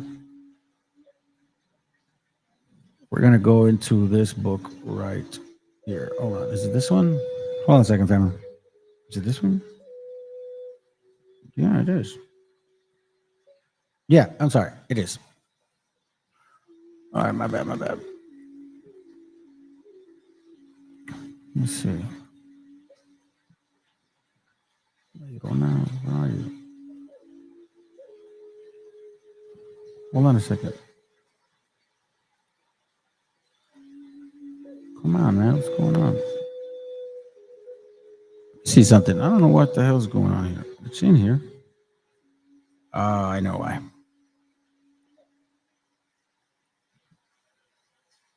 Okay.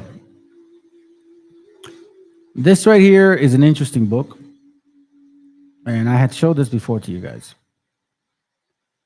La Llorona, a spirit unable to rest. So in this book, it actually talks about that. It talks about a concept of a weeping woman. Okay? So now let me see if I can get to it rather quickly. Let's see. Hold on.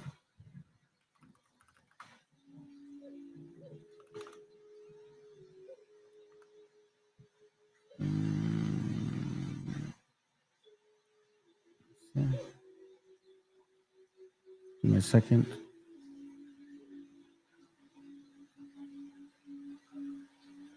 Hold on.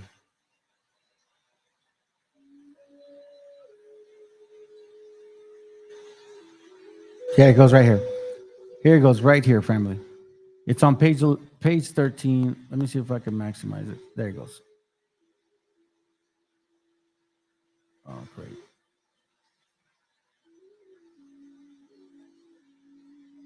All right, on the bottom it says here, right? It's going to be right there. Check this out. In Aztec Nahuatl, La Llorona becomes Chocani or Sihuacocani. Choca means to cry or to weep. Sihuat means woman, the crying woman, or the weeping woman, or the mourning woman, and warming, like Zion. The Codex Florentino of Fray Bernardino de Sagahun, General History of Things in the New Spain, says, I recorded the 6 known omen that would announce the fall of an empire. Here is the omen in Nahuatl, followed by its English translation. It says here, oh, sorry. Go back to 13. It says, the 6th omen was that in those days, they heard voices in the air, like a great cry, like a woman who was crying, who would say, oh, my children, we are becoming lost. Other times she would say, oh, my children, where will I take you?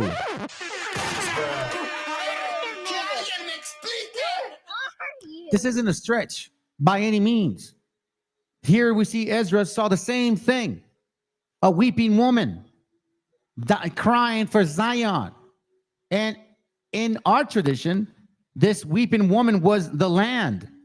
And her voice was crying to the children, the Nahuatl, the Mexicas that were dying at the sword and to famine. That's what this was about. You telling me we stole that folklore too? Okay, let's go here then. You telling me we stole this as well?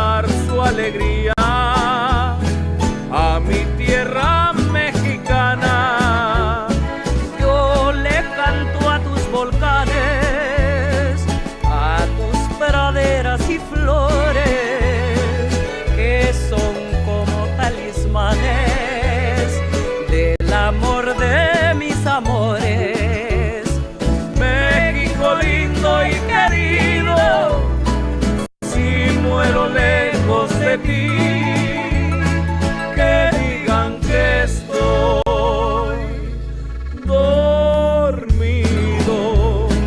y que me traigan aquí, que digan que estoy dormido y que me traigan aquí. México lindo y querido, si muero lejos de ti.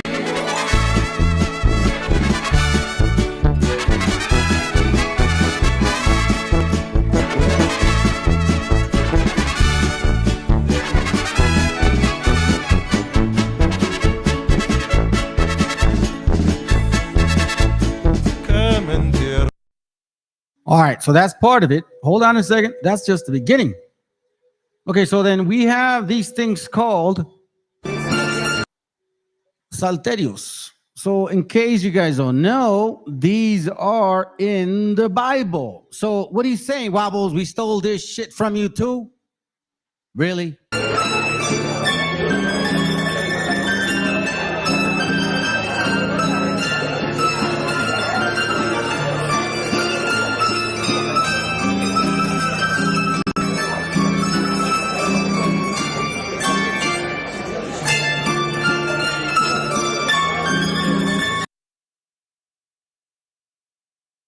Okay, in case you don't know, that's a psaltery right there, okay? And the psaltery is in the Bible.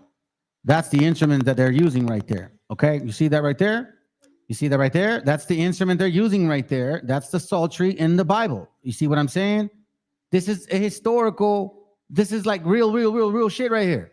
This ain't no joke, family. I'm not wasting your time. I'm not pulling your chain. This is you. Let's go, man. Enjoy.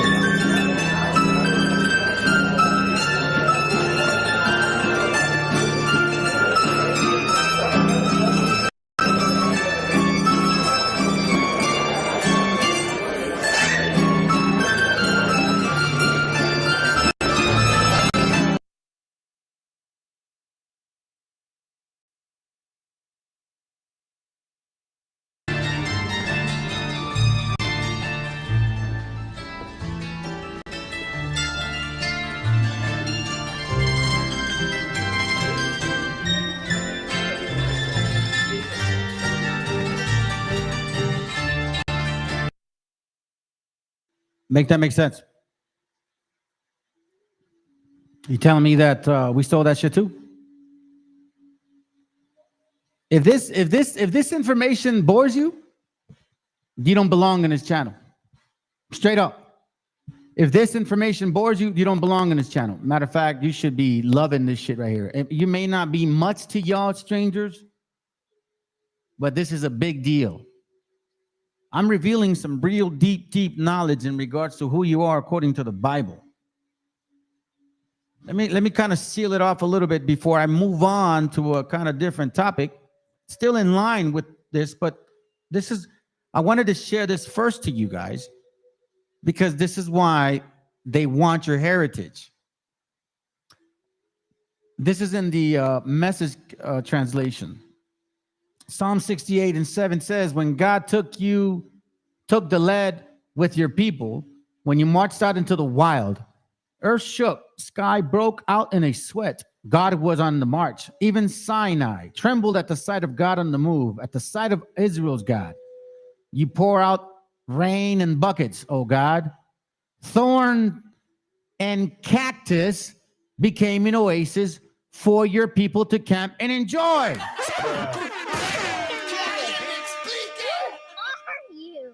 Cactus family, wake the hell up. Once again, man, we already saw what Abraham did.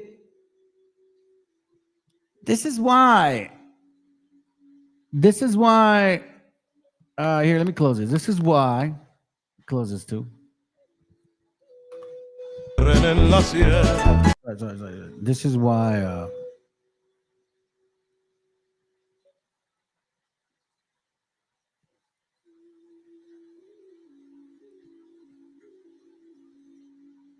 I'm going to use it in a little bit anyway, so I'm good. I'm good on that one too. All right, let's see. This is why you need to understand these people that created religions. Why the song that I initially started, I know that's probably some of y'all were tripping out on it, because religion has definitely created a lot of problems within us. It's not complicated, family. Romans 9:7 says, neither because they are the seed of Abraham are they of the children, but in Isaac shall thy seed be called. That is, they which are the children of the flesh. These are not the children of God, because Abraham had other lines within him. Ishmael, Esau, and all this other stuff. But the children of the promise are counted for the seed. So if you have the DNA in you, you will be understanding these things. And your works will express themselves within your family, within yourself, the growth within you. And you don't need to boast about it. And you don't need fake ass hats or feathers and shit to prove who you are. If this is who you are, this is who you are. And nobody can take that from y'all. But again, it is of the seed. It's not no spiritual shit. This ain't no spiritual Israel. Oh, crap, man. So here goes here. Let me continue with the topic. King David has the longest biography of any biblical personality. He is a pivotal figure in the Hebrew Bible and Jewish history. And yet in the world of academia and archaeology, he is one of the most controversial figures. All right? Now it says in 1980, the biblical minimalists began working to regulate, excuse me, to regulate King David to a myth, questioning his existence and his historical reality, what the Bible records about him. In his book, 1992, In Search of Ancient Israel, Philip wrote, whoever is living in the Palestine highlands around 1000 BC, they do not look, they do not think, look, or act like the people the biblical writers have put there. They are literally creations. This has become the mainstream belief among the academics in time, right? But here we see Kingdom of David and Solomon discovered in Oklahoma. Why? Because of the stone. Okay. Abraham Brigham discovered a large fragment in northern Israel.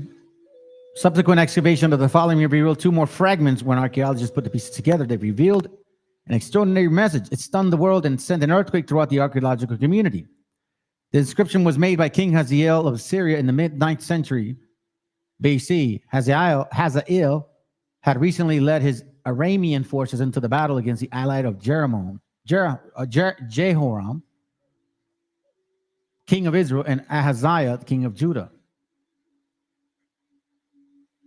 So here they find descriptions regarding this particular battle. Check this out. Let me see if I can get to it real quick. The steel has been to America only once. The Adele is coming to America to the park. I'm thrilled. No, this isn't the article. All right, I'm sorry. This was just the beginning part. Let's continue. Now I'm going to show you something regards the stone. Okay. Let's get some education here real quick regarding the stone. Remember Habakkuk 2 said that in that land where the strangers would take and build, there will be a stone that will come out against the wall. We'll just watch a little bit of it, maybe like about 4 minutes, and then we'll move on. Maybe 3. Let's go.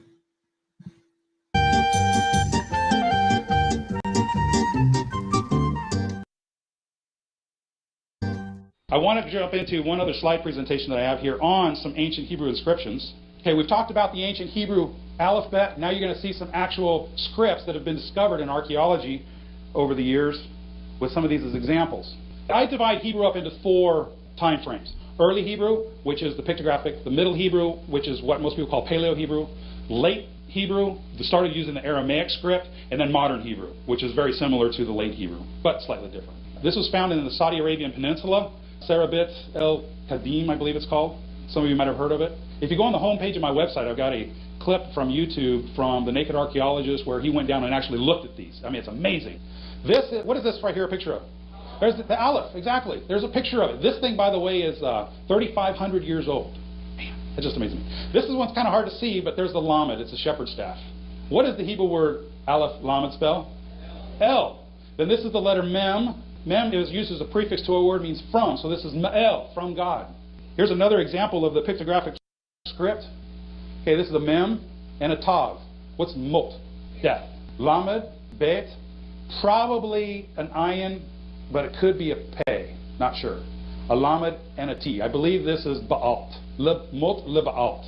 Death to the feminine form of Baal. Baalt would be Mrs. Baal. That, by the way, is just an educated guess. There's really not enough information here to actually make a definitive translation, but that's pretty close. Anybody recognize that word right off the bat? Aleph Bet. What's that word? Av. What does Av mean? 10 pole. There you go. Thank you. This is an exciting one. This one was found only a few years ago by a husband and wife archaeologist team.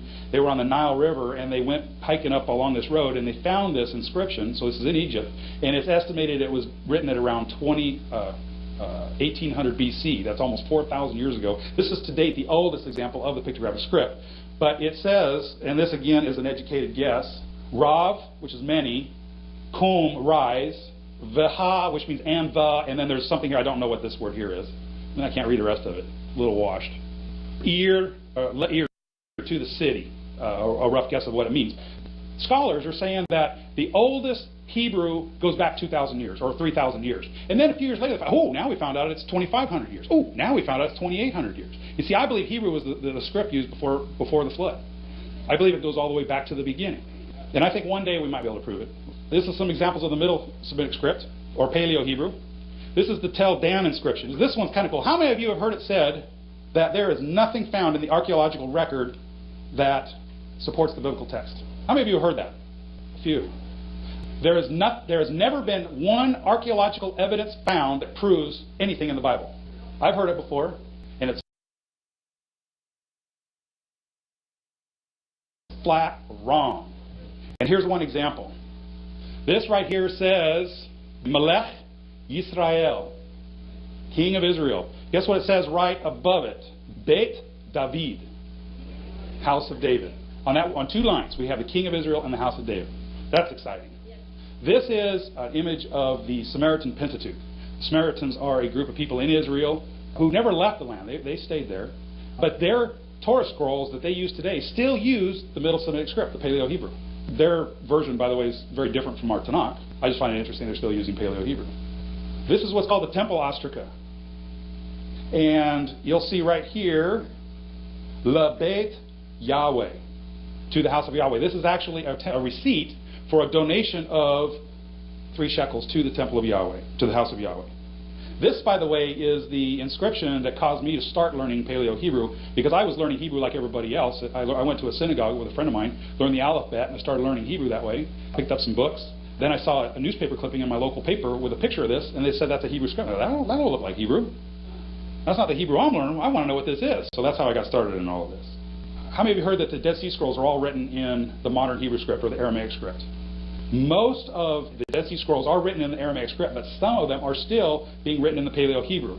Or what I was told is that Paleo-Hebrew stopped being used when Israel went into Babylon. They adopted the Aramaic script. And that's not true.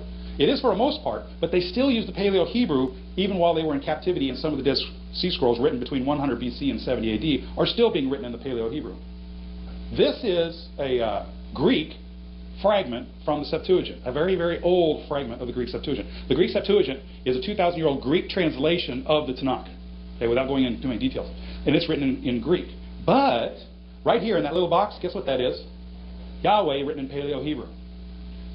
The Jewish scribes, whenever they were writing the name, even if it was using in the Greek or if they were writing in the Aramaic square script, whenever they came to Yahweh, they would always write it in the Paleo-Hebrew. This is the word Shema written in Paleo-Hebrew or Middle Semitic script. This was a piece of pottery, and it was just when the pottery was wet, they scribbled in their Shema. Notice you've got the Shin, the Mem, and the Ayin. Now this is dated to about 600 BC. That's the time frame they were using the Paleo-Hebrew. But this coin is around the time of Yeshua. You recognize the letters there? The Shin, the Mem, and Ayin. It's the word Shema, meaning to hear. Paleo-Hebrew is still being used into the days of Yeshua. This is a Paleo-Hebrew inscription of the Ten Commandments. It's written in Paleo-Hebrew. Some of you will recognize this. Paleo-Hebrew, the Ten Commandments. This script was used around 800 BC. Between 900 600 BC is when it was extensively being used. This inscription was not found in Israel. This inscription was not found in Egypt. This inscription was found in New Mexico. Some of you have heard of it. What's it called? The Las Lunas inscription. Las Lunas is the name of the town in New Mexico. And when it was originally discovered by the white man, because the Indians knew about it, they called it Mystery Mountain. The Indians knew about this rock, and they took some white men up there and showed it to them in 1855. And in 1855, nobody knew what Paleo-Hebrew was, let alone what it said. So the scholars saw it and thought it was Cherokee. The sad thing is, here is up at the top, is that top line. Anochi Yahweh Elohecha Asher Hotzitecha. That's what it says. I am the Lord your God who takes you out of Mitzrayim, land of Mitzrayim. That top line right there is how it looked like a year ago. This is how it looks now. Somebody went up there and scratched that whole top line off. Okay, let's jump into the late Hebrew script. This is when they started adopting the Aramaic square, what we call square script. But if you'll notice, again, like I said before, whenever they came to the name of Yahweh, they recognized its uniqueness, and they would use the Paleo-Hebrew for the name of God, Yahweh. This is just an example from the Dead Sea Scrolls. This is a Nash papyrus. This is the oldest fragment ever found of the Bible up until the Dead Sea Scrolls. This was dated about 200 BC. But this was a fragment that was found about 100 years ago, and it showed Hebrew of the book. That's actually the Ten Commandments as well.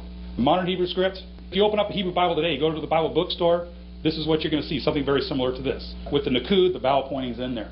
There's the two major ones are the Aleppo Codex and the Codex Leningrad. Very similar, but two different traditions of the Hebrew. This is an interesting one. Cuneiform is Greek. It means wedge writing. And the Sumerians commonly use cuneiform to write their... So you can see what we have been talking about in regards to the whole Yiddish language. Yiddish language sandwich. Now, the reason I'm sharing this is because there is history about you people here, about us too. Or us, I should just say us.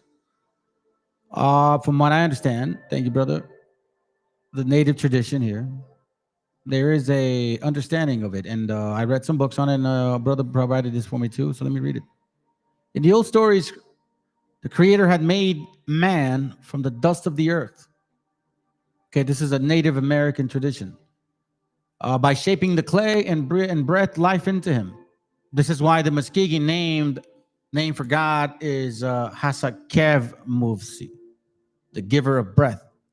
Once the people had multiplied on earth, the Creator told them many things and about the last days that were coming. This is why when you read La Llorona, the story, the weeping woman, we had an idea of our downfall. We understood. I may read it to you too. Creator told the Muskegee people that fire would destroy the world. The Bible says the same thing. People who had long been dead would come back to life. The Bible says the same thing. The horrible things would emerge from the earth, meaning it'll wax cold. It'll get worse before. There would be a large gathering of people, and the death would no longer exist. So this is when Second Esdras, or the calling of the tribes, being called up, so to speak. According to the Creator's ways, and the Creators would then take them up. Just like in regards to several other scriptures we have read. I know you guys are very familiar with some of them. For example, let's explore this one real quick. So what I just read to you is a native, so-called Native American tradition. Not something of the Bible that I read to you. Then how come you natives speak Bible? You just don't know it. 1 Thessalonians 4:13 says, but I would have you not be ignorant, brethren, concerning them which are asleep, that ye sorrow not, even as others have no hope. For if we believe that the Meshiach died and rose again, even so then also which sleep in the Meshiach will God bring in him. Once again, people will die and come back to life. There will be a gathering of people, right? They will be caught up with the Lord, the resurrection. John 5:28 talks about that. Check this out. John 5:28. It says here, Marvel not at this, for the hours cometh in which all that are in the grave shall hear his voice. Didn't it say the Muskegee, the great fire would destroy them, and people who had long been dead would come back to life? Native brothers and sisters, you need to start letting go of that resentment, man. There's a reason why. Sometimes it's kind of like when your parents get mad at you and shit and they whoop your ass with a belt. Is that bad? Is it bad that your parents whoop your ass because you didn't listen? Why is this any different? Do you think we are kings of this world? You think he's going to make it easy for us? You really believe that? Nah, it's not possible. It's not possible because guess what? Even we knew that we were going to be the bringers of light. We knew that we were going to be the ones bringing this information out. Not these fake ass so-called Israelites. Not these fools that you see at the corners just because they have boots on or a star of Amalek or Molech. I'm sorry. They think they know the Bible and shit. Nah, bro. It don't work like that. You were not chosen for this stuff. Now, you obviously used every technique and power to make this particular people feel lesser. Is that why you put them on the bottom of that damn chart? This is from Barbara Simmons, The 10 Tribes of Israel. Let me just go back. The 10 Tribes of Israel, historically identified. 1838, I believe. Let's go to it. You guys will be the ones bringing the word, family. Don't fall for the okie doke.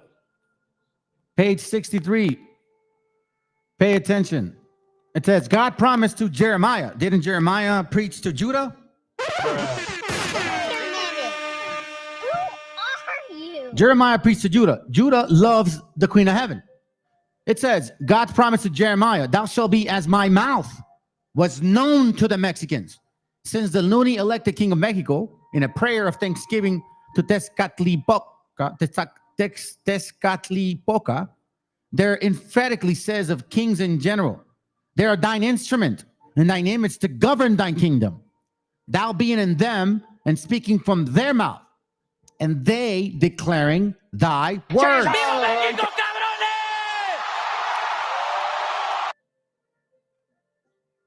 They're declaring thy words.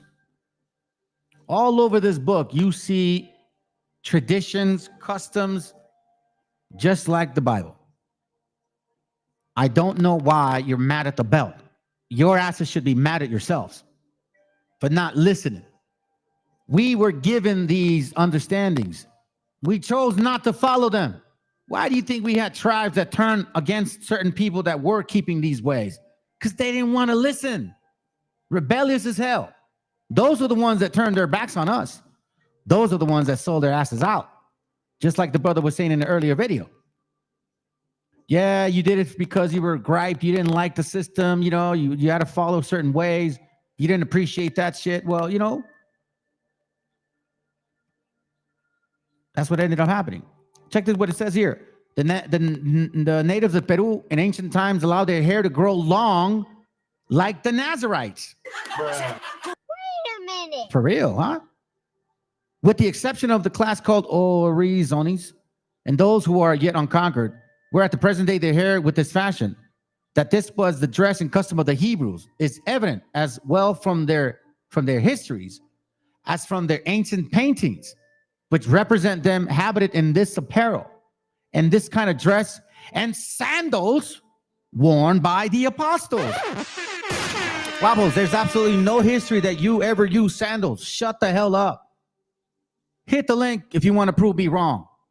2 articles of apparel, the mantle and the tunic, were all worn by the Indians in Peru, where what Samson laid a wager on and which are named in scriptures in tunic talus, and sindons, which are the same as the Indians in Peru called cusma or paca, and the Spaniards camiseta or mantan or un gabán, like a shirt over your shoulder.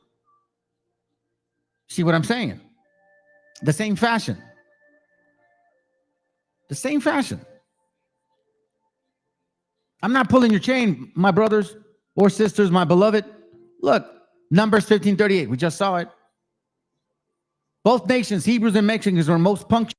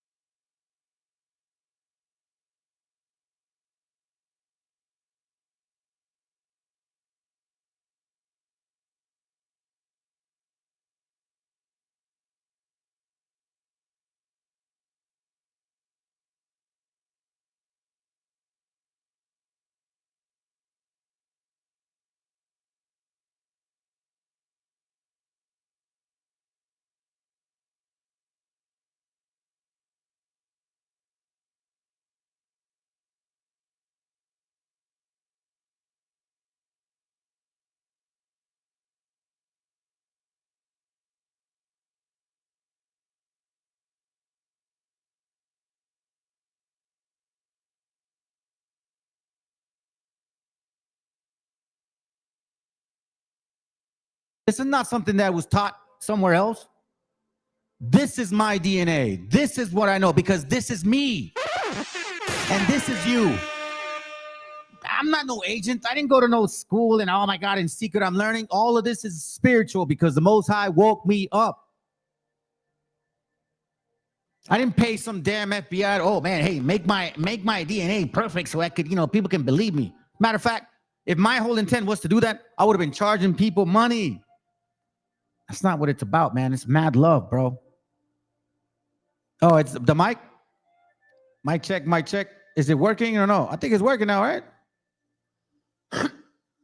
Here he's talking about 2nd Ezra 54, 654. See what I'm saying? 2nd Ezra 654.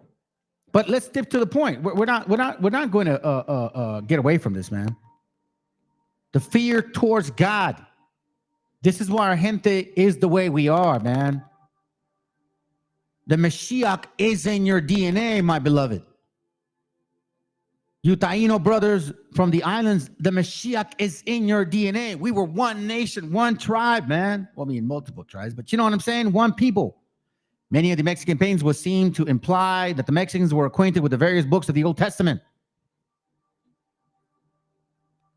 Once again, the prophet Jeremiah in verse 21 of the 8th chapter in his prophecy thus figuratively describes the grief which he felt for the afflicted state of his land, which passage might have included or induced the Mexican priests to paint their faces black as a symbol that they mourn. Oh my God, wobbles. Y'all are dumb. You guys are dumb. Hey man, it's not my fault. You're from the tribe of Ham. I'm sorry. That's your DNA. Shit sucks. It is what it is. And I know you want some of this, but you can't have none, man, because it ain't you. It ain't you, man. It ain't you. You see, we understood what was going on. In the first page of Borgian, a remarkable representation of Quetzalcoatl cats forth from the jaws of some amphibious animal occurs. Nahum? In reference to the which curious painting, it would be interesting to know that whether the Hebrew had any tradition with the Messiah would be devoured by a monster who would afterwards be compelled to yield up his prey, like the serpent in the 5th page of the Lesser Vatican, which a fierce eagle compares to this gouge a lamb. Remember, like an eagle, swift as an eagle, like Deuteronomy 28:49. We are the lamb. They were the eagle. On the bottom it says, God commanded Moses to address the following language to the Hebrews, and he's talking to you brothers. Ye shall be unto me a kingdom of priests and a holy nation. The Mexicans, remind you, resemble the Hebrews in being a nation of priests. Jeremiah apostrophe, I am called thy name, O Lord, God of hosts. Man.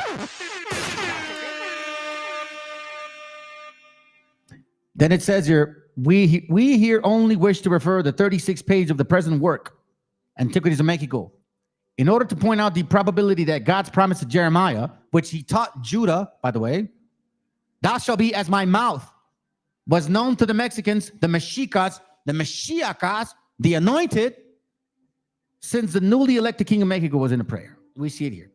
They are thine instruments and thine image to govern thy kingdom, thou being in them, speaking through their mouth, they're declaring thy words. We read that in page 62, I believe.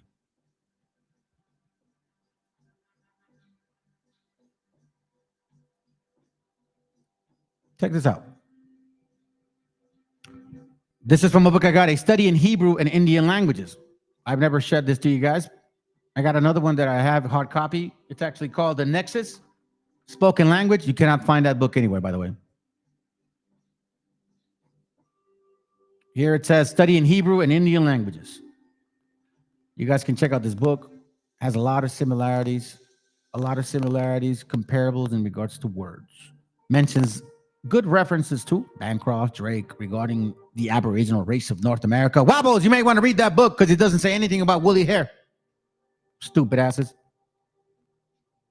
You guys are dumb, bro. You picked the wrong people to try to steal the heritage from. You can try to do that shit to Khazars, bro. That shit ain't gonna work with us.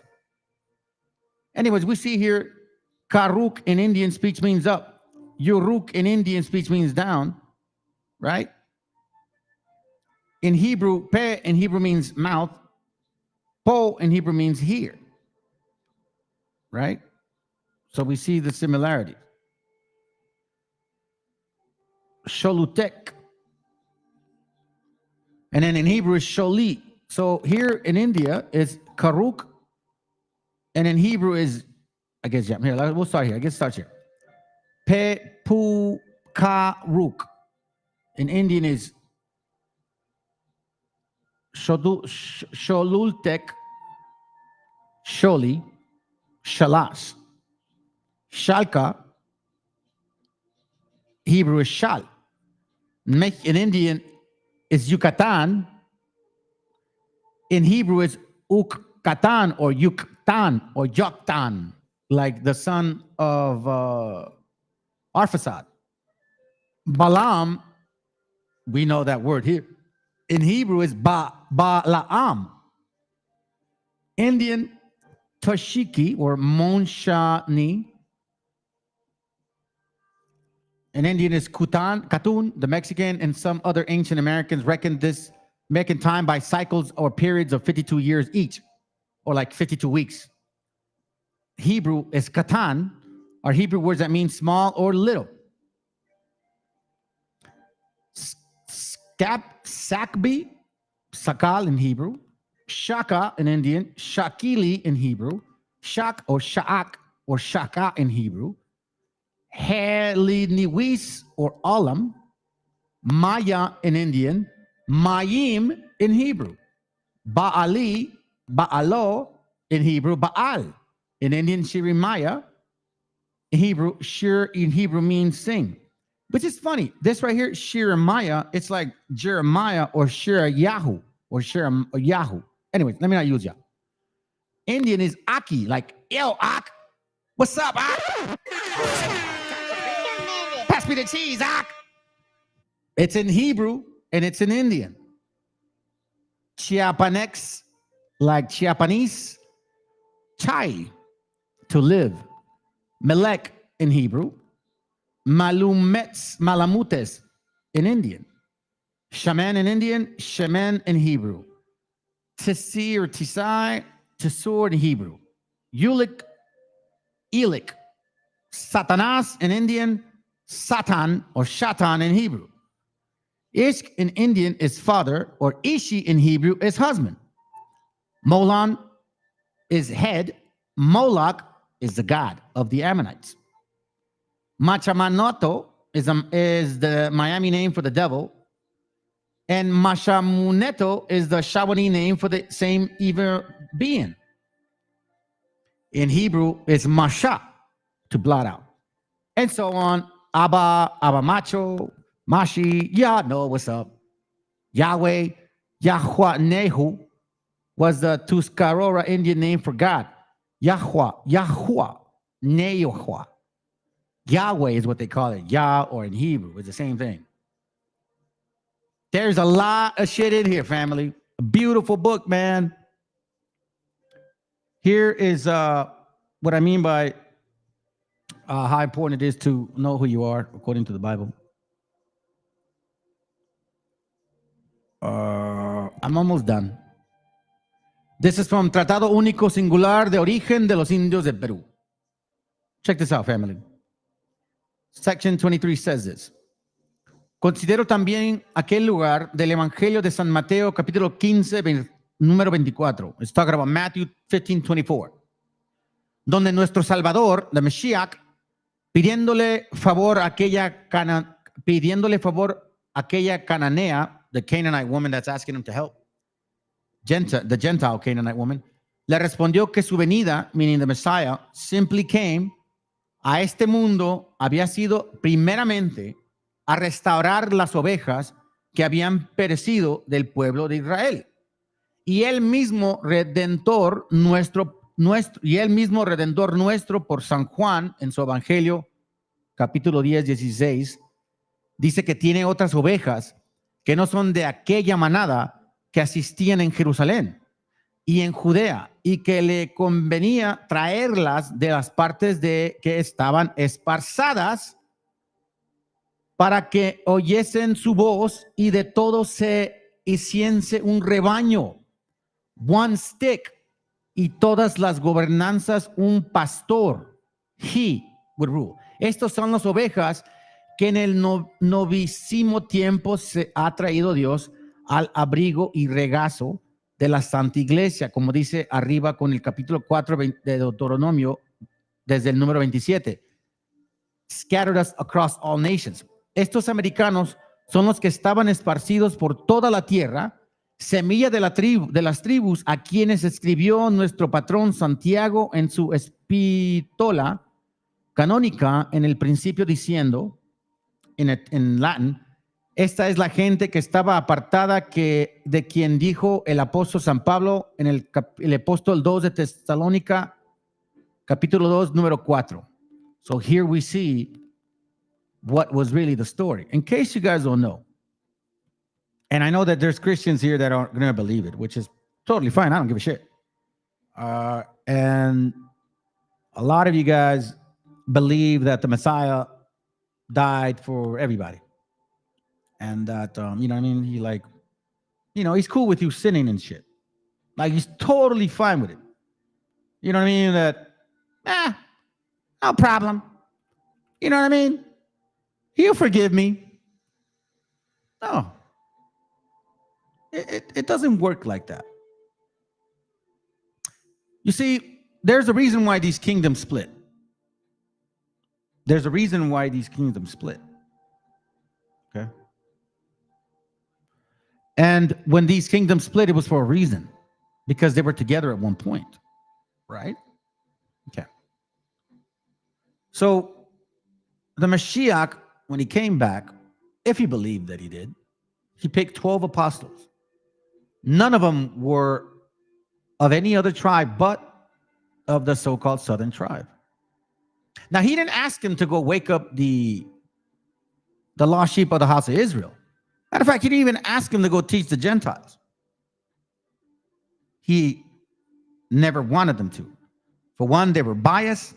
And two, they were respecter of people. Even the so-called strongest, toughest one, Peter, which we know in the Bible in Acts, when he sits among the Jews or the other northern kingdom, and he sees the other Jews coming, or the southern kingdom come to him, he backs away like he wasn't eating with them.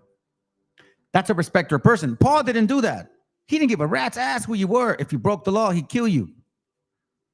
The Messiah picked him because of his zeal. But at the same time, he reminded him that Abraham, who is our forefather, was not called by his works. His forefathers, perfect timing, by the way, were not keeping the commandments. Okay? This is from a map I have here.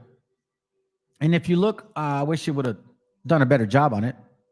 If you look at the genealogy of the Meshiach, you see here, it says Peleg, Reu, Serag, Nahor, and Terah.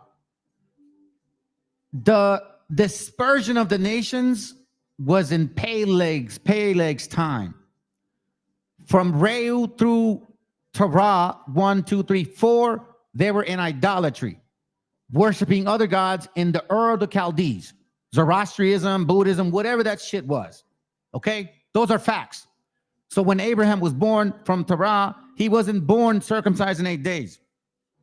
That's why Paul said, circumcised in 8 days, Hebrew of the Hebrews, as touching the law, a Pharisee, zeal, blah, blah, blah. But none of that mattered because I was a sinner myself. The Meshiacha explained to him. So the Messiah didn't die for your sins, dumbasses. He died for the two nations. He showed love to his brethren. He said, look, I will die for my brother for the northern kingdom. Because just like Abraham, they weren't keeping the commandments when they were born. And you're no better than them. Because I called Abraham alone and blessed him. And through his seed, we'll keep the laws once more. That's why he said, not as if you are all of Abraham's, but through thy seed of Isaac shall thy be called. This is why the Messiah died for the two kingdoms, to bring them together. Like, for example, if I hate my brother who did me wrong, and I see somebody that I love gives his life for him, and I'm like, I can't wrap my mind around that. And you see the willingness to die for your brethren. That's why the scripture said, love the Most High more than anything, and love your brother like you love yourself. That's constantly what he was saying. The two kingdoms split. Now, if he wanted the so-called Gentiles to come into the truth, why didn't he give them the law in the first place in the Old Testament? No, he didn't. That's why he constantly tells the Galatians, you need the schoolmaster. That's why he tells the Samaritan woman, or she says to him, our father Jacob, who gave us the well. He understood what was going on. He died for his brethren. And by him giving up his life and showing that I have no hate for my brethren, I have no hate for them, I'm willing to give my life for my brother. Yes, the same one that didn't keep the laws initially, because guess what? Neither did Abraham. Abraham didn't circumcise in 8 days, but he did circumcise himself later on in life. So that means Abraham took time to develop faith, to apply the works, because when he was 99 years old, that's when he circumcised. Y'all are not getting it, man. You don't see yourselves in this book. You think it's just a fairy tale. You think, oh no, the white man did it. The white man brought it. It got to be fake. Nah, bro, you don't understand. You don't understand how heavy this is for you. I just showed you a picture in case you missed it, because I was, kind of talking about this. And here's what that word means, by the way. Meshiacha. Okay? It's from the book that I have here. I'm going to show you. And it brings him up 4 times. And you guys have just no clue, bro. Just no clue how beautiful that bloodline that's running through your veins, bro. You don't understand why it's so hard sometimes to live in this world, because I know that you want to do right. You want to raise your family right. You want to love your family right, but you just don't know how. You don't have the tools. It's all good, man. A lot of people ain't going to listen to this shit, and y'all can move on, bro. This channel ain't for you guys. Y'all can move on. I don't need you here. If this is a game to you, then you don't belong here.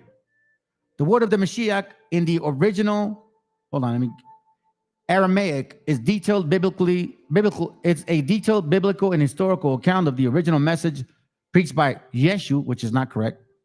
Meshiacha, as Jesus is known in the Aramaic language. Once again, in Aramaic, Christ is Meshiacha, which means anointed with oil. Which reminds me, that's why when you are a new creature, you're like that wine bottle that's made out of leather. In order for you to get new wine in you, new wisdom, you have to be put in oil. Sit there for several months. In order for that vessel or that wine bottle, because it's made out of leather, in order for that leather to not be crushed like it does become, it has to be put in oil several months. And then once it's taken out of oil, it has to be beaten to find its elasticity again in order for you to use that wine bottle again to put new wine. That's why y'all are the Meshiachas, and you have that anointed oil in you. You just don't get it, do you? You think this is a game. Maria Yeshua Meshica. Come on, family. The word in Aramaic for Messiah is Meshicha, and it means anointed one.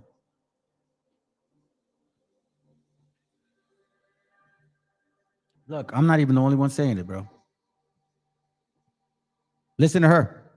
Define a México con una sola palabra. Es que me han venido dos. La primera, Dios. Es Dios del país, no sé cómo decirlo, es la esencia de Dios, está en todas partes, es muy potente esa fuerza. Y la segunda, que es el ombligo del mundo, el ombligo de la luna, perdóname, el ombligo de la luna es lo que me llevó lo primero, y lo es, ombligo de la luna. ¿Qué te ha dado México? A mi madre, gracias a eso estoy yo aquí, me ha dado a la persona, una de las personas que más amo en este momento, en el mundo, que es a mi pareja, que me ha enseñado y me ha enseñado México desde otro punto. Me ha dado paz, me ha dado claridad, me ha dado espiritualidad, me ha dado fe, me ha dado amigos, me ha dado trabajo, me ha dado sueños, me ha dado esperanza. Man, y'all, you guys are good people, bro. You've just been given the wrong tools. You guys are the real Semites. Don't let these people fool you, bro. These wobbles want to call you guys Canaanites and shit. That's their little theory. Well, I'm not going to go to sleep until I destroy your damn doctrine. Let's listen to this real quick. These names and family stories have been killed. We even do this. I just lost it. I don't want to be politically correct. No, every human matters. Alice in Bethlehem matters. Yasmin, every single girl that is being killed, Maryam that is still surviving, and every day I check her father's Instagram to make sure that Maryam and her father and her brother are still alive and giving us that feed from Gaza. These people are not only equal. I'm done with being politically correct. We are more important. We are the indigenous people. These are the indigenous people. These are the Semites of the world. These are the people who are directly and genetically related to Jesus Christ. The ones that are being massacred by people coming from Poland and most recently from Brazil, from the United States of America. These people are invading Palestine, this holy land, and killing the indigenous people. And if you want to talk about racism, and if you want to talk about superiority and supremacy, I think people who have survived 76 years of all kinds of persecution, they are way more important than myself, George, and anybody who's been entitled and have dual passports and have been, spoiled all their lives. They are. It's very true, family. So now the question is, what are you? So I think I showed you guys enough information, because I'm about to finish real quick. I think I showed you guys enough information. Now I'm going to tell you, and I think you should know by now why these people want your shit.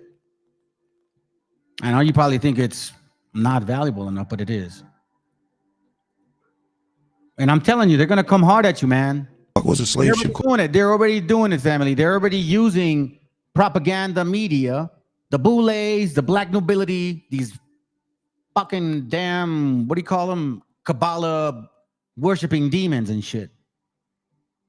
P. Diddy style. Because that's what they are, family. This is all Khazar black nobility concept here. This is what it is. Because you know what? Now I know that the Nation of Islam's involved in this shit too. All right. And they're the ones pushing this other agenda through these other Pan-Africanist channels. Because now they're saying that same shit. So as long as I'm alive, I'm going to remind you guys who the fuck you are. And you're not the people of this damn town over here. But you sure as hey, you're being seditious like the Bible says. You stole the land that didn't belong to you. Now you're trying to do the same shit here. And matter of fact, they're doing it in Palestine. Those people went over there in Palestine, told them that they're not the real people of that land, that they're the real people now. I'm be getting the same shit from these two damn demons. The Khazars and these right here. Let's go, man. Called it Christopher Columbus. Who funded that slave ship? Who paid for that boat? You guys did. You Swarthy motherfuckers did. Like, what was these folks' race? Like, what was their background? Painting dates from shortly after Columbus died and features what's considered the first and most accurate portrait of the great explorer on the left. It's also thought to be the first painting of Indians done in Europe. Guess this stupid ass gonna say that's him, right? Doesn't look nothing like him, but let's go. There's a slave ship called that Christopher Columbus was on. Who funded that slave ship? Who paid for that boat? Like, what was these folks' race? What was their background? African Americans, I have no education with that. Period. I don't. I'm not even connecting to that no more. Because that's a system. That's like connecting. Say, hey, he's a bad guy. You don't hang with him. Well, hey, find out for myself. I'm not African American at all. My folks is not from Africa, and a lot of people in this room, folks ain't from Africa. Might be a couple, but people just don't understand. I ask my girl, like, yo, grandma, what's your background? She like, you see how stupid y'all look? You take a fucking picture, like third grade shit. My baby girl does stuff like this. So I see a picture, I'm tan, oh shit, that may be me. As long as I'm alive, I'm gonna remind you motherfuckers who you are. Redfoot and black tail Indian. What? Yeah, my mother was white. We 100% Indians. That's my other grandma. We got Cherokee in us, and European and Italian, a little bit. Do your DNA, and I'll bet you 70% of you will be African and 30% of you will be white as hell. Bruh. Stop lying, man. We're tired of these games, bro. We're tired of this shit. Y'all push too much. That's it. It's crazy. I'm like, what the fuck? That's why all Africa, y'all look at me funny. Like, nigga, I'm African. Like, you're not, though. Like, you're not. 80% of slaves are already here as natives. It's crazy. Haiti, where you get that number from? Don't know. Do you care? Americans now, that's what we're talking about. I love America. I love this country. I fought for this country in the 96 Olympic Games. And I'm gonna be the first one to tell. I'll be the first one to tell anybody. I'm not an African American. I'm an American. I was born on American soil. But I did go back to the motherland, and I love it. And made millions going back to the motherland. But I was born. Hey, Culo Miadas can have any of this shit any day, and I know he won't ever touch it because he thinks he's really badass. But the fact is that I'll embarrass any Wabo, any BHI that wants to hit the link. That means anybody that believes in the stupid 12-type chart, I will debunk your ass. Fopi, hit the link. I'd love to talk to you stupid ass too. But you Wobbles, man, I got one for you today. And I'm going to continue until I take that spirit away. Just like I did it to Canaan, I'm going to do it to you. You're going to feel it. That's why you got, with that research guy, now he's all pissed and shit. I'm a killer motherfucker. Oh, I didn't show you guys. I'm going to show you. I'm a killer Mexican. They're mad now because they can't debunk the shit that is factual. We're tired of your stupid ass little pictures and shit. We're not dumb like you, okay? We need more than pictures. Let's go. One in America. And then it's no different from the, we're gonna go into the Floyd Mayweather mine. So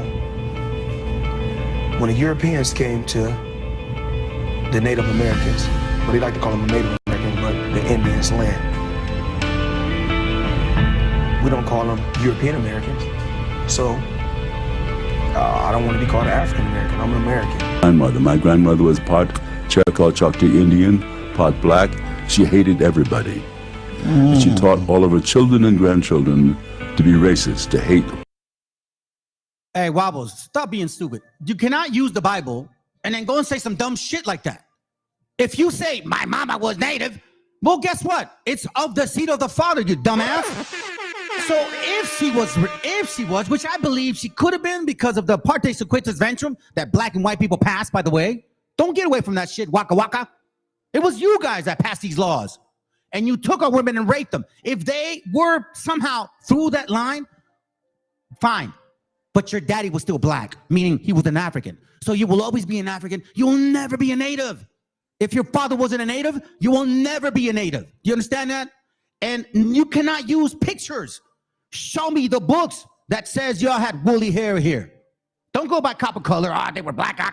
That don't mean shit. We had light-skinned people here. How come you guys don't touch on that? No. Just show me black, blackity black, and that'll be good enough because I need to see black in order for me to feel good about myself. I'm going to show y'all who your own people are saying why you want to steal this heritage. Because you got nothing coming for you. And those are facts. White people and to distrust black people. Who does she love then? Nobody. You're already here? Okay, if that case, then I'm a fucking African then. No, I'm an African as hell, bro. I'm an African if that's the case. Show me your true colors, bro. You know what I'm saying? Because guess what? This brother's still dealing with this shit.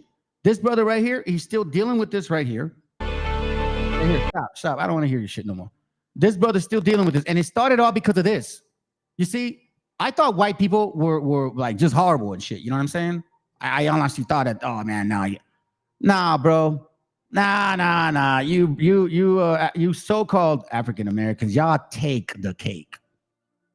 You said you wanted these illegal aliens to come across the border to LA County to work. This is how y'all really feel.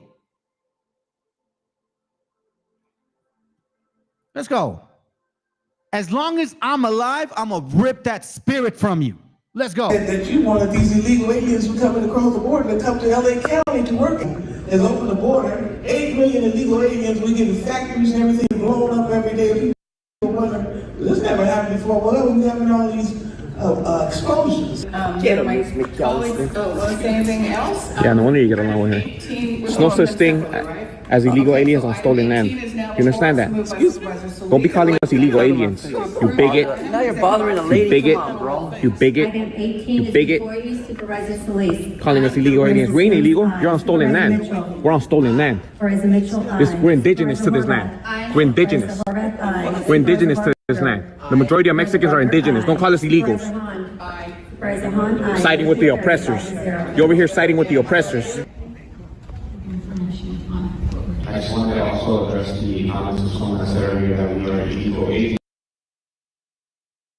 This is why this brother got arrested right here, because apparently some black folks got a little bit offended and shit. And like you guys like to do on YouTube, like you like to call us names, wetbags, bigs, spakes, beaners, all that shit. But as soon as we say something back, oh, YouTube, you need to block him. He's so offensive. Shut your ass up. Here, listen to your own gente. Your own people told you. This don't even trust you. And matter of fact, I feel for this guy, man, because you guys hear his hate. He's actually like, he's sad that he has to see this. I'm not saying it, he's saying it. Let's go. This is why I know this is not your heritage, but you're going to do everything possible to steal it, just like the Khazars are doing it. Y'all doing the same shit. Time to push back. Yo, IUIC, Sakari. What's the other camp? GMS. ISUPK with Captain Taserface. Bring your asses here. Show us that you're right. Let me know if I'm wrong. Hey, Wobbles, are you forgetting that it wasn't just white people that enslaved people here? Or are you going to really use your stupid doctrine that says black folks enslaved black folks, but we're the people of the Bible? Where does it say in the Bible that they will enslave themselves, the Israelites, and the end days? I'll wait. Yeah, we either got to be killed or re-enslaved. I believe that with all my heart. When you look at black people today, there's nothing that can convince me we'll ever be great again. Oh, Lord.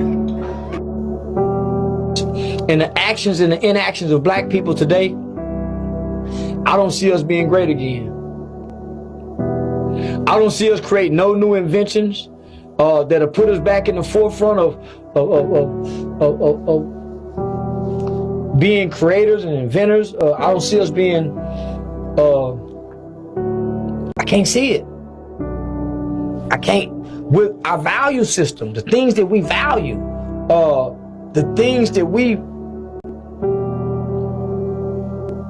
man, homie, we value everything that's negative. And when you look on every social media platform, homie, where are black people building it? Where?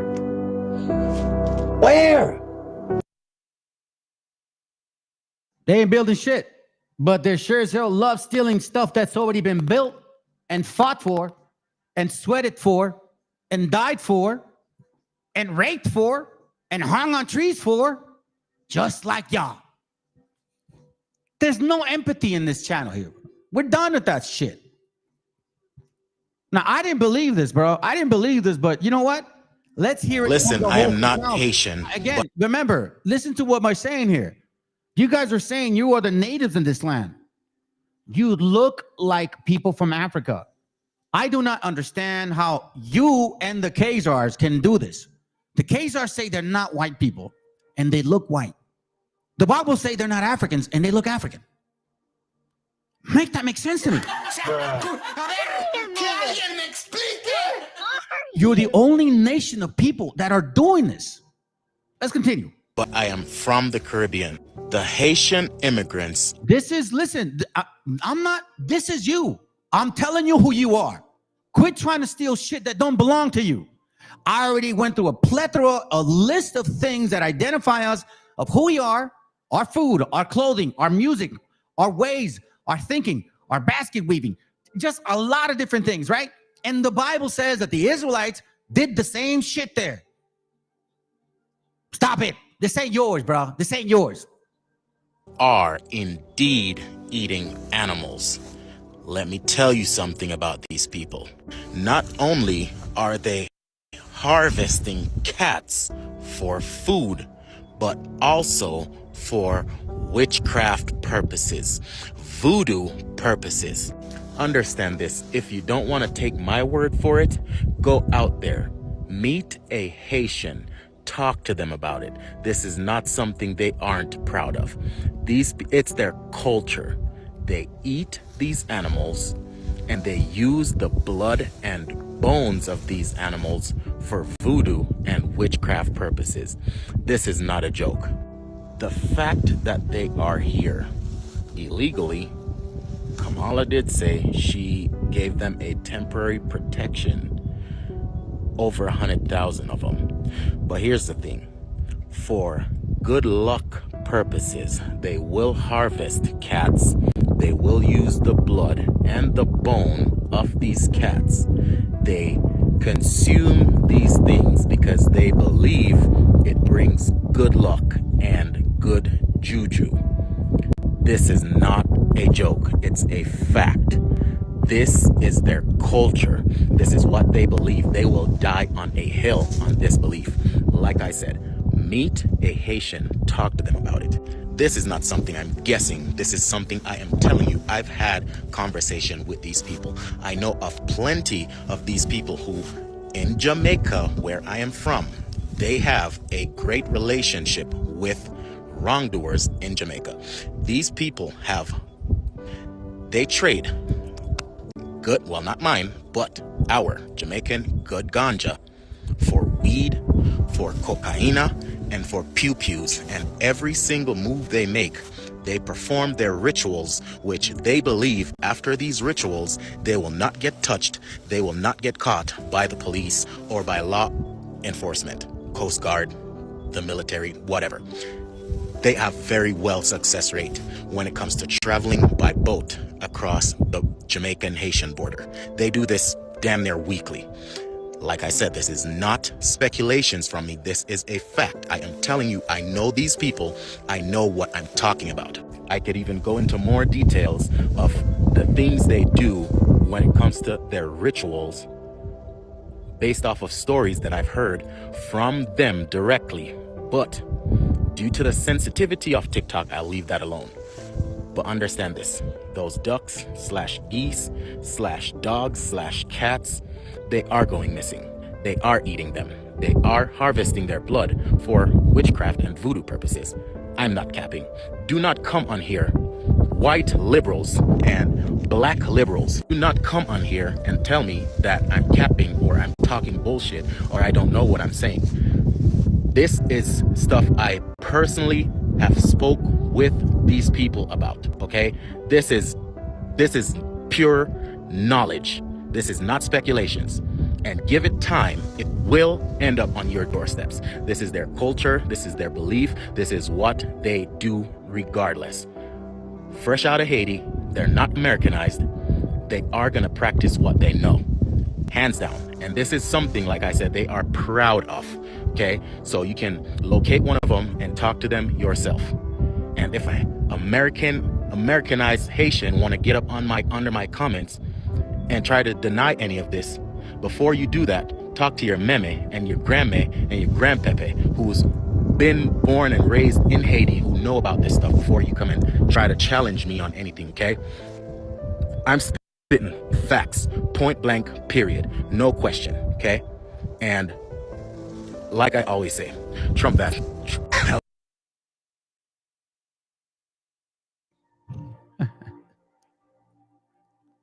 Interesting.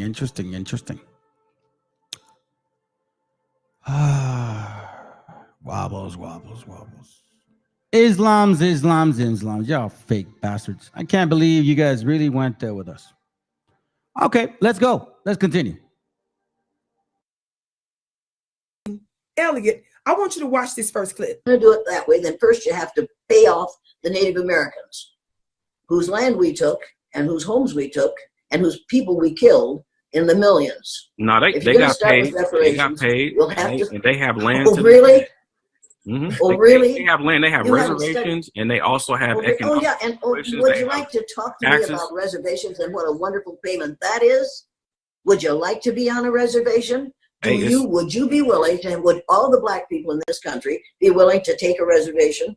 That's what the Nation of Islam was asking for. Well, was that a smart thing to do? I don't think it was. Do you think it was a really comfortable place to be? You know what the white lady's talking about is because the drug addiction, and matter of fact, fentanyl or oxycodone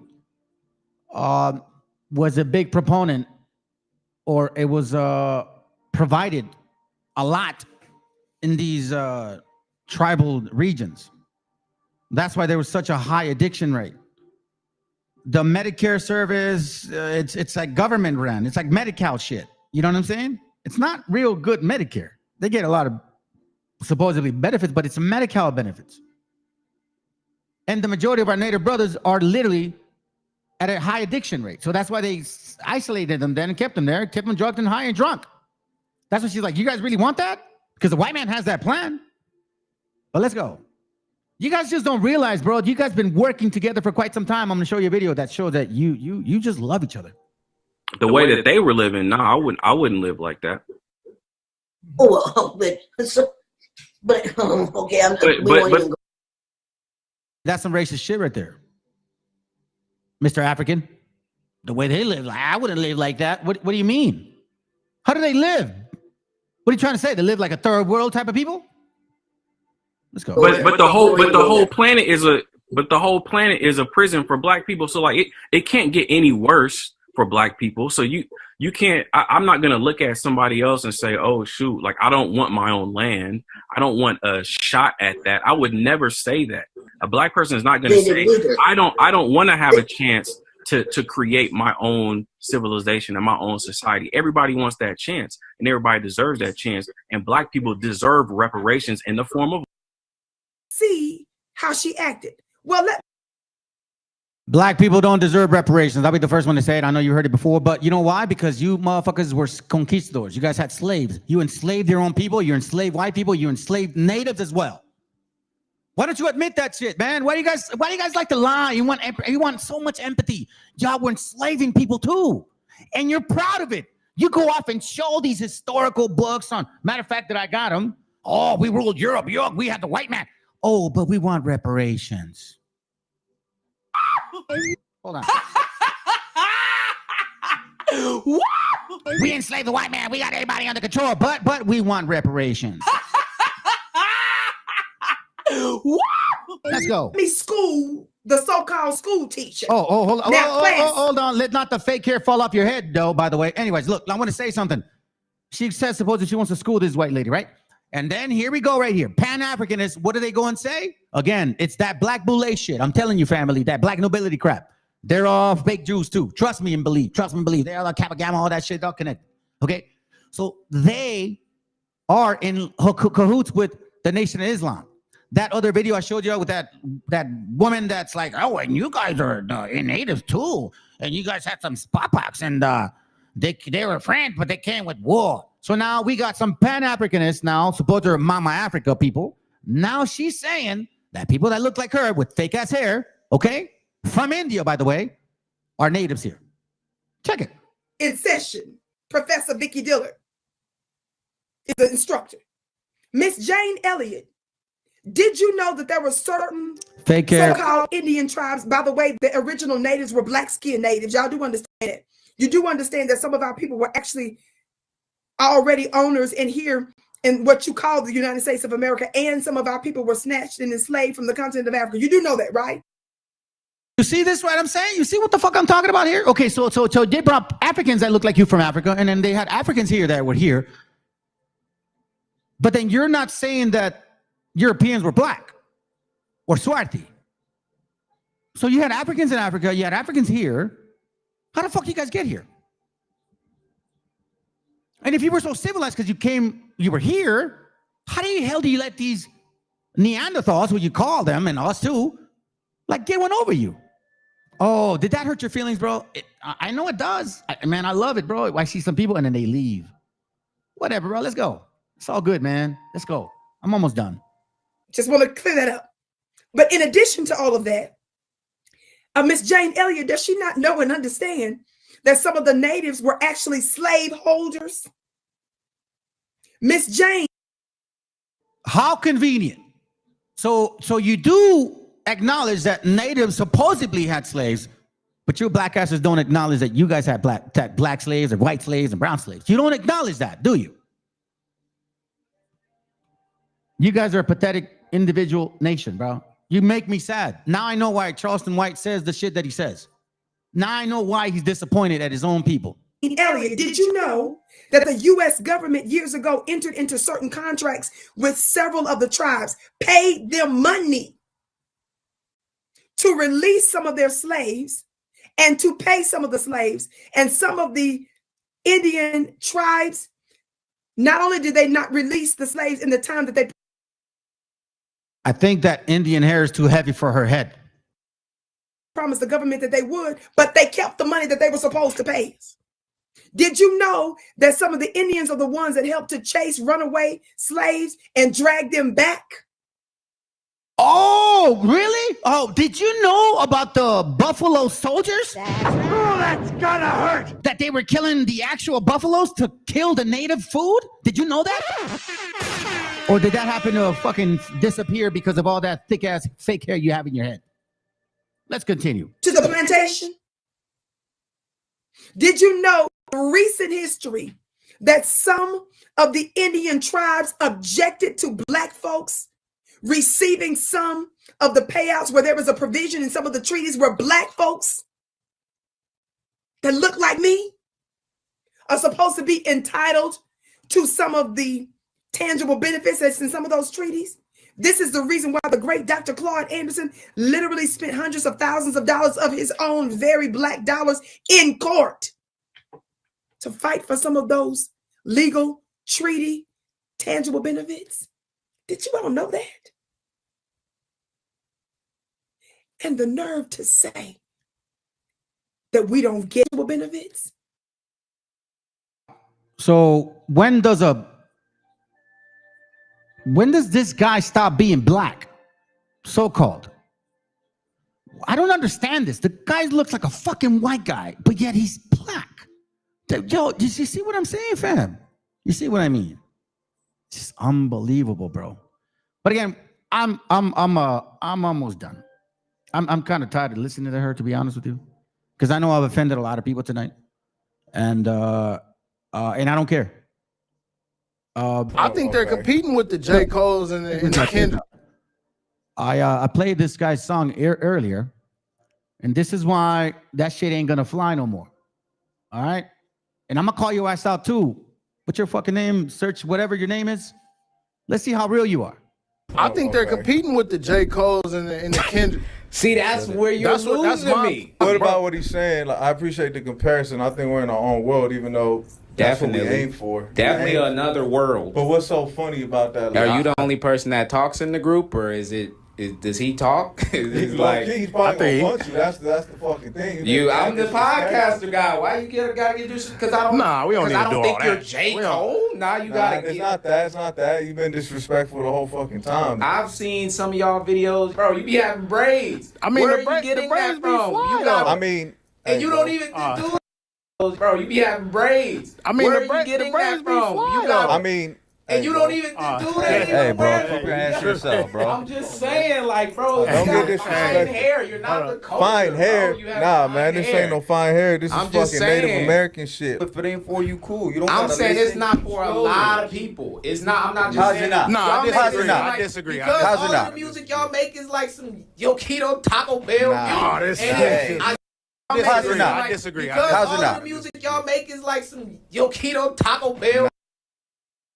See what I'm saying, bro? But then if we say, yo, the music you made, some watermelon chicken butt stinking fucking nappy shit. That sounds racist as fuck. But no, when negros say it, it's totally fine, right? When is this going to end? Or when can we, like, yo, stop? You know what I'm saying? But anyway, let's continue. Let's go. So you want attention? Hey, research guy, you got it.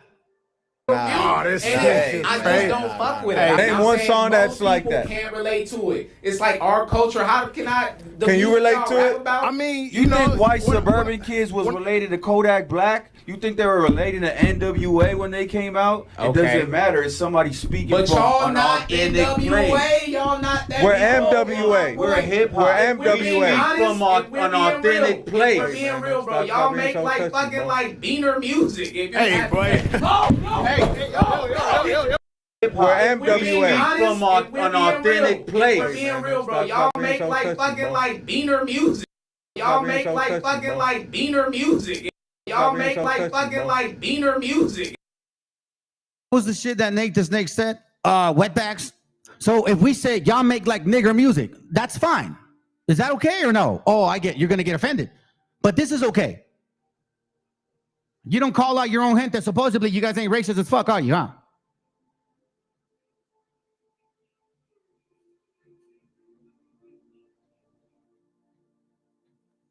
What was that? But you, brother Joshua, you feel bad that you insulted people in here? Nah, fuck no. I don't feel bad. I don't think I insult people. I say what I say, and if they feel offended, they feel offended. I like to say facts. And if you, let's say, for example, if I'm talking to somebody and I can see how they're communicating with me, I'm gonna reflect them. I'm gonna communicate with them like they communicate with me. So all I'm doing is communicating like they communicate. Y'all don't like it? Well, let's go. Let's go. Hey, boy. Hey, yo.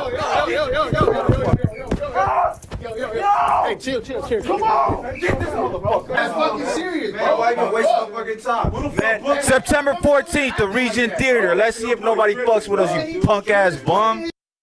I think they're. Oh, that shit is funny, bro. Okay, so check this out. Here's another piece of shit here. So apparently this dude thinks he's Billy Badass, right? All right. This guy thinks he's a gangster. He's a gangster on TV and shit. So we're either affecting his pocket or I don't know. He's just that stupid. But hey, you caught our attention. You fuck with one bean, you get a whole burrito. Research, punk ass. Let's go.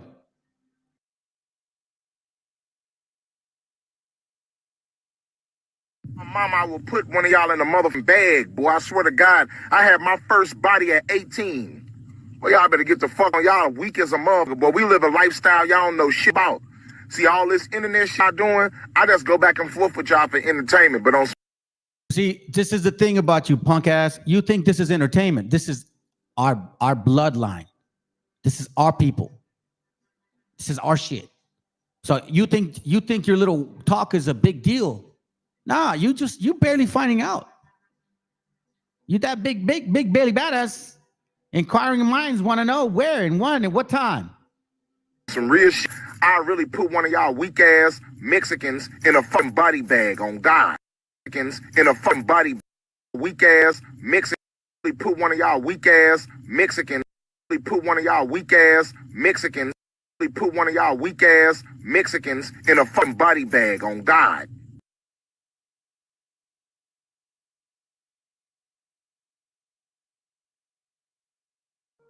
Check it.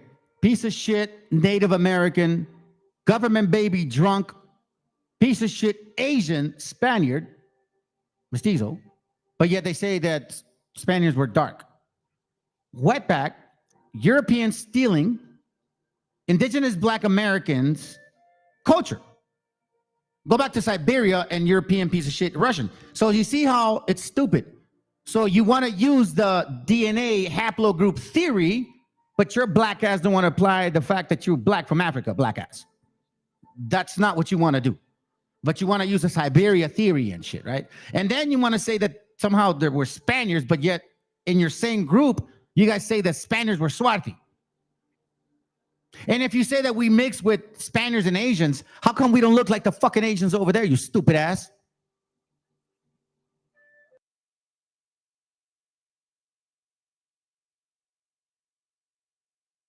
Let that sink in.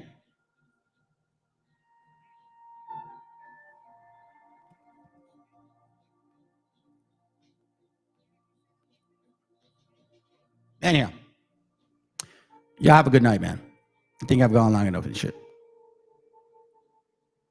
See what you got, bro? Scooby-Doo. The Bible Nation and the earth, nobody gives a fuck about 7 foot tall, 8 jump high nonsense. Yeah, I know. I know, you weak ass Mexicans, but through your God, we are mighty. Yeah, I know, bro. I ain't even sweating that shit. You stupid, bro. Anyways, I gotta go. It's I've been here 3 hours, man. I actually have some more material to show y'all, but quite frankly, I can do this on another class. I think I got a lot of what I wanted to show you guys. There are some portions of this that I would like to kind of bring back to you again. But you know what? I can use it for another class because this one is going to be good too. Anyhow, all right. So, familia, listen. Oh, by the way, check this out. VTC. Ooh. He bounced, or what is that? Check it out. He's still there. Brad, did you put it on Bluetooth? Yo, by the way, VTC, take up. brother VTC studies with this brother right here, Cayahuitl, and he does classes on Nahuatl. Okay? So please, he's on Instagram. BTC got a channel, bro. Hopefully you guys can follow through, bro. He's doing his work. You know what I'm saying? He's doing his part, man. We all are doing our part. We all are doing our part, bro. That's what I love about this shit. That's mad love, bro. Mad love. You know what I'm saying? His name is Cayahuitl. BTC's probably sleeping. Are you up, bro? Someone find out where that research guy live and let me know. Ha! Right? I know, bro. Hold on a second. Hey. The research guy. Fuck that puto. Fuck that puto. All right. Anyways, family, man, you know well, man, I have mad love for y'all, bro. Whatever that means, you know what I'm saying? There's an innate feeling that I got to push for my gente. I got to keep pushing, bro. I got to keep pushing, you know what I'm saying? And hopefully you guys, take advantage of what I share with y'all. I'm not in it to get a bunch of subscribers. Because, honestly, my information ain't going to fly for everybody.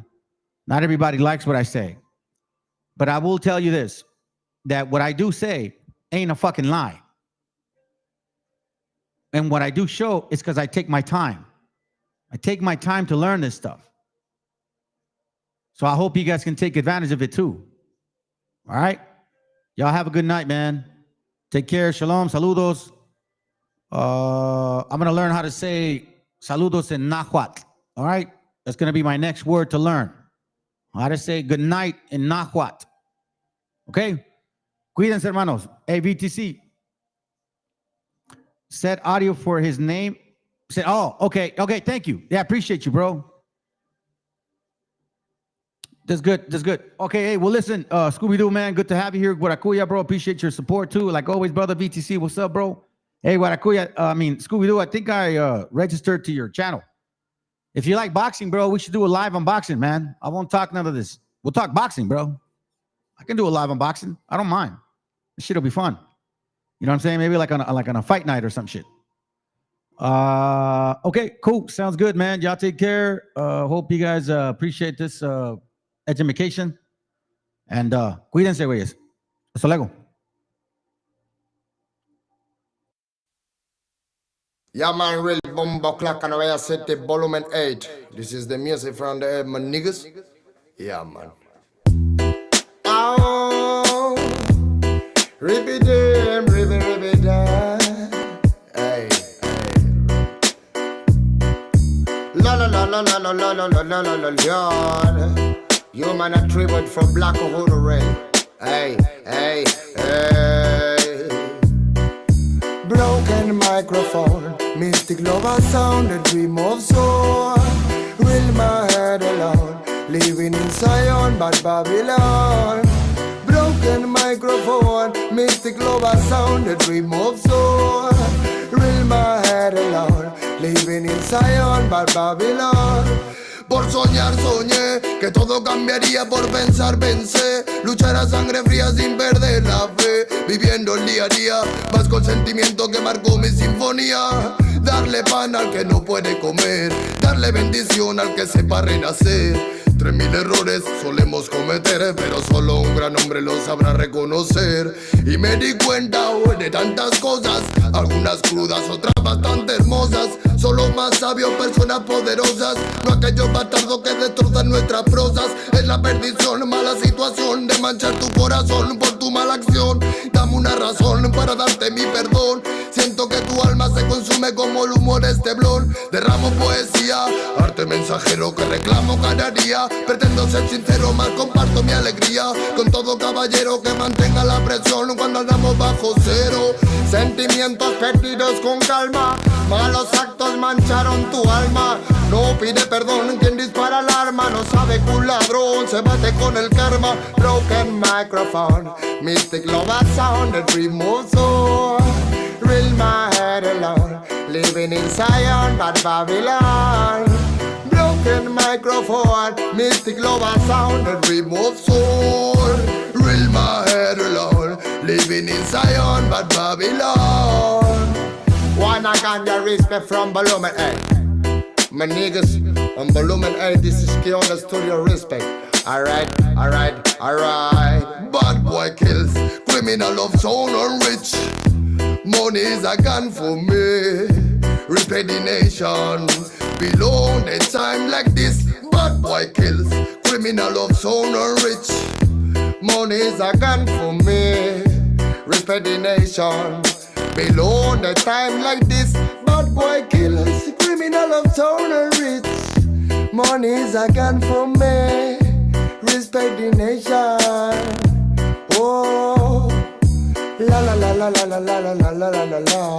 When I got just smoking from the studio of the on. And when I can just your nigga on the floor. When I live a sound. Oh them, ah.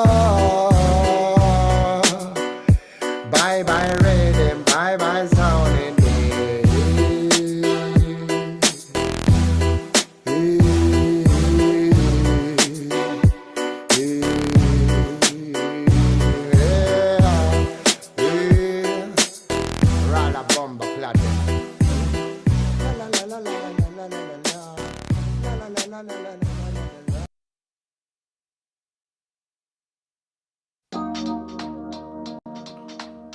yeah, man. Oh, respect and love from the world, nigga. Show them. You nigga on a microphone. Can't I sit the number 15? Rock you on the studio. Bomba, claro. ¿De qué manera sufre el alma cuando alguien se va? No hay medicina que cure esa larga enfermedad. La vitamina de la vida en esta sociedad es tan divina que por nombre tiene libertad. Libérate de la mentira que está por llegar. Mide tu orgullo antes de empezar a hablar. Cierra la puerta a quien no merezca entrar, porque hay mucho que se fue y sueña con regresar. Hablemos en silencio y así no me mentirás. El poder de la palabra muere cuando hablan de más. No me fío de oraciones que se dicen por detrás. Si me miras a los ojos no te mentiré jamás. Que besar por besar es jugar por jugar. Y vivir sin amor es vivir sin amar. Solo queda la fe, solo queda soñar. Ponte de pie, ready para luchar. Some love, I can just smoke and there are some love them. I can just smoke and there are some love. I remember no fire, no burn, ribby day. Cali with a farmer soul, yeah. Tell them alright. ¿De cuánto tiempo hablamos cuando hablamos de querer? Si la mitad lo malgastamos solo en comprender. ¿De qué manera es más fácil aprender? Que nacemos para ganar y morimos al perder. No puedo dejar de animarte, que cuando te caigas debes levantarte. Llegué para contarte que no todo artista muere por su arte.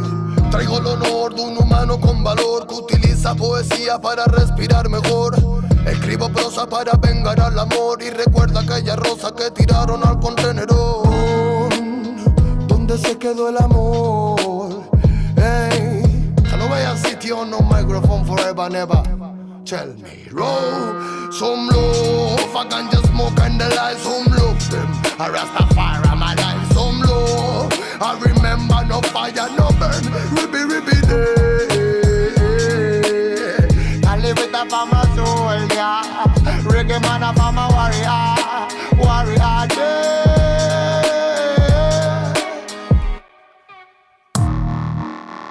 Not I really think. Oh, yeah man. Y se piensa que la música es un juego, lo lleva claro, hermano. Desde España, internacional, bomba, clack, y Lego. Not really easy, no. Pure nigga on a microphone. Hey, tell us any tree. Tell if I'm a rasta, feeling on my sin. Hey, more love.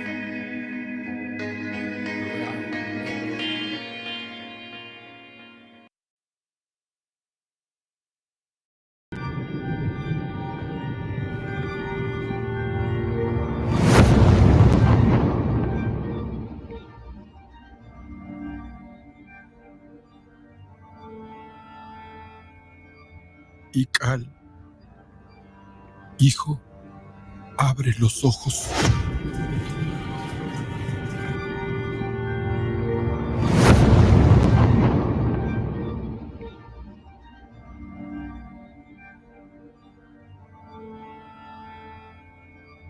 Ical, hijo, abre los ojos.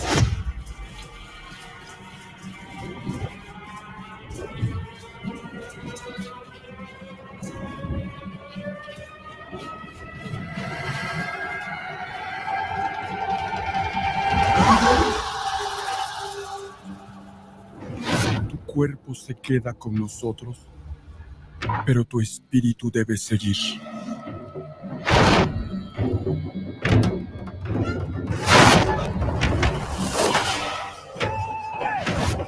Busca la luz. Aléjate de las sombras. Deja que nuestro dolor sea tu fuerza. Desde aquí iluminamos tu camino.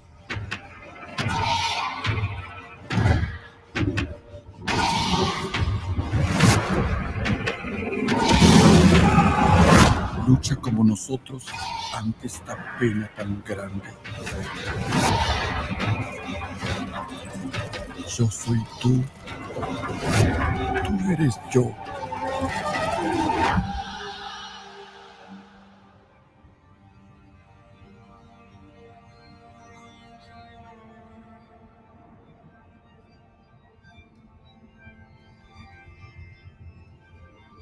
La muerte que hoy nos separa, mañana volverá a unirnos. Eres libre, hijo.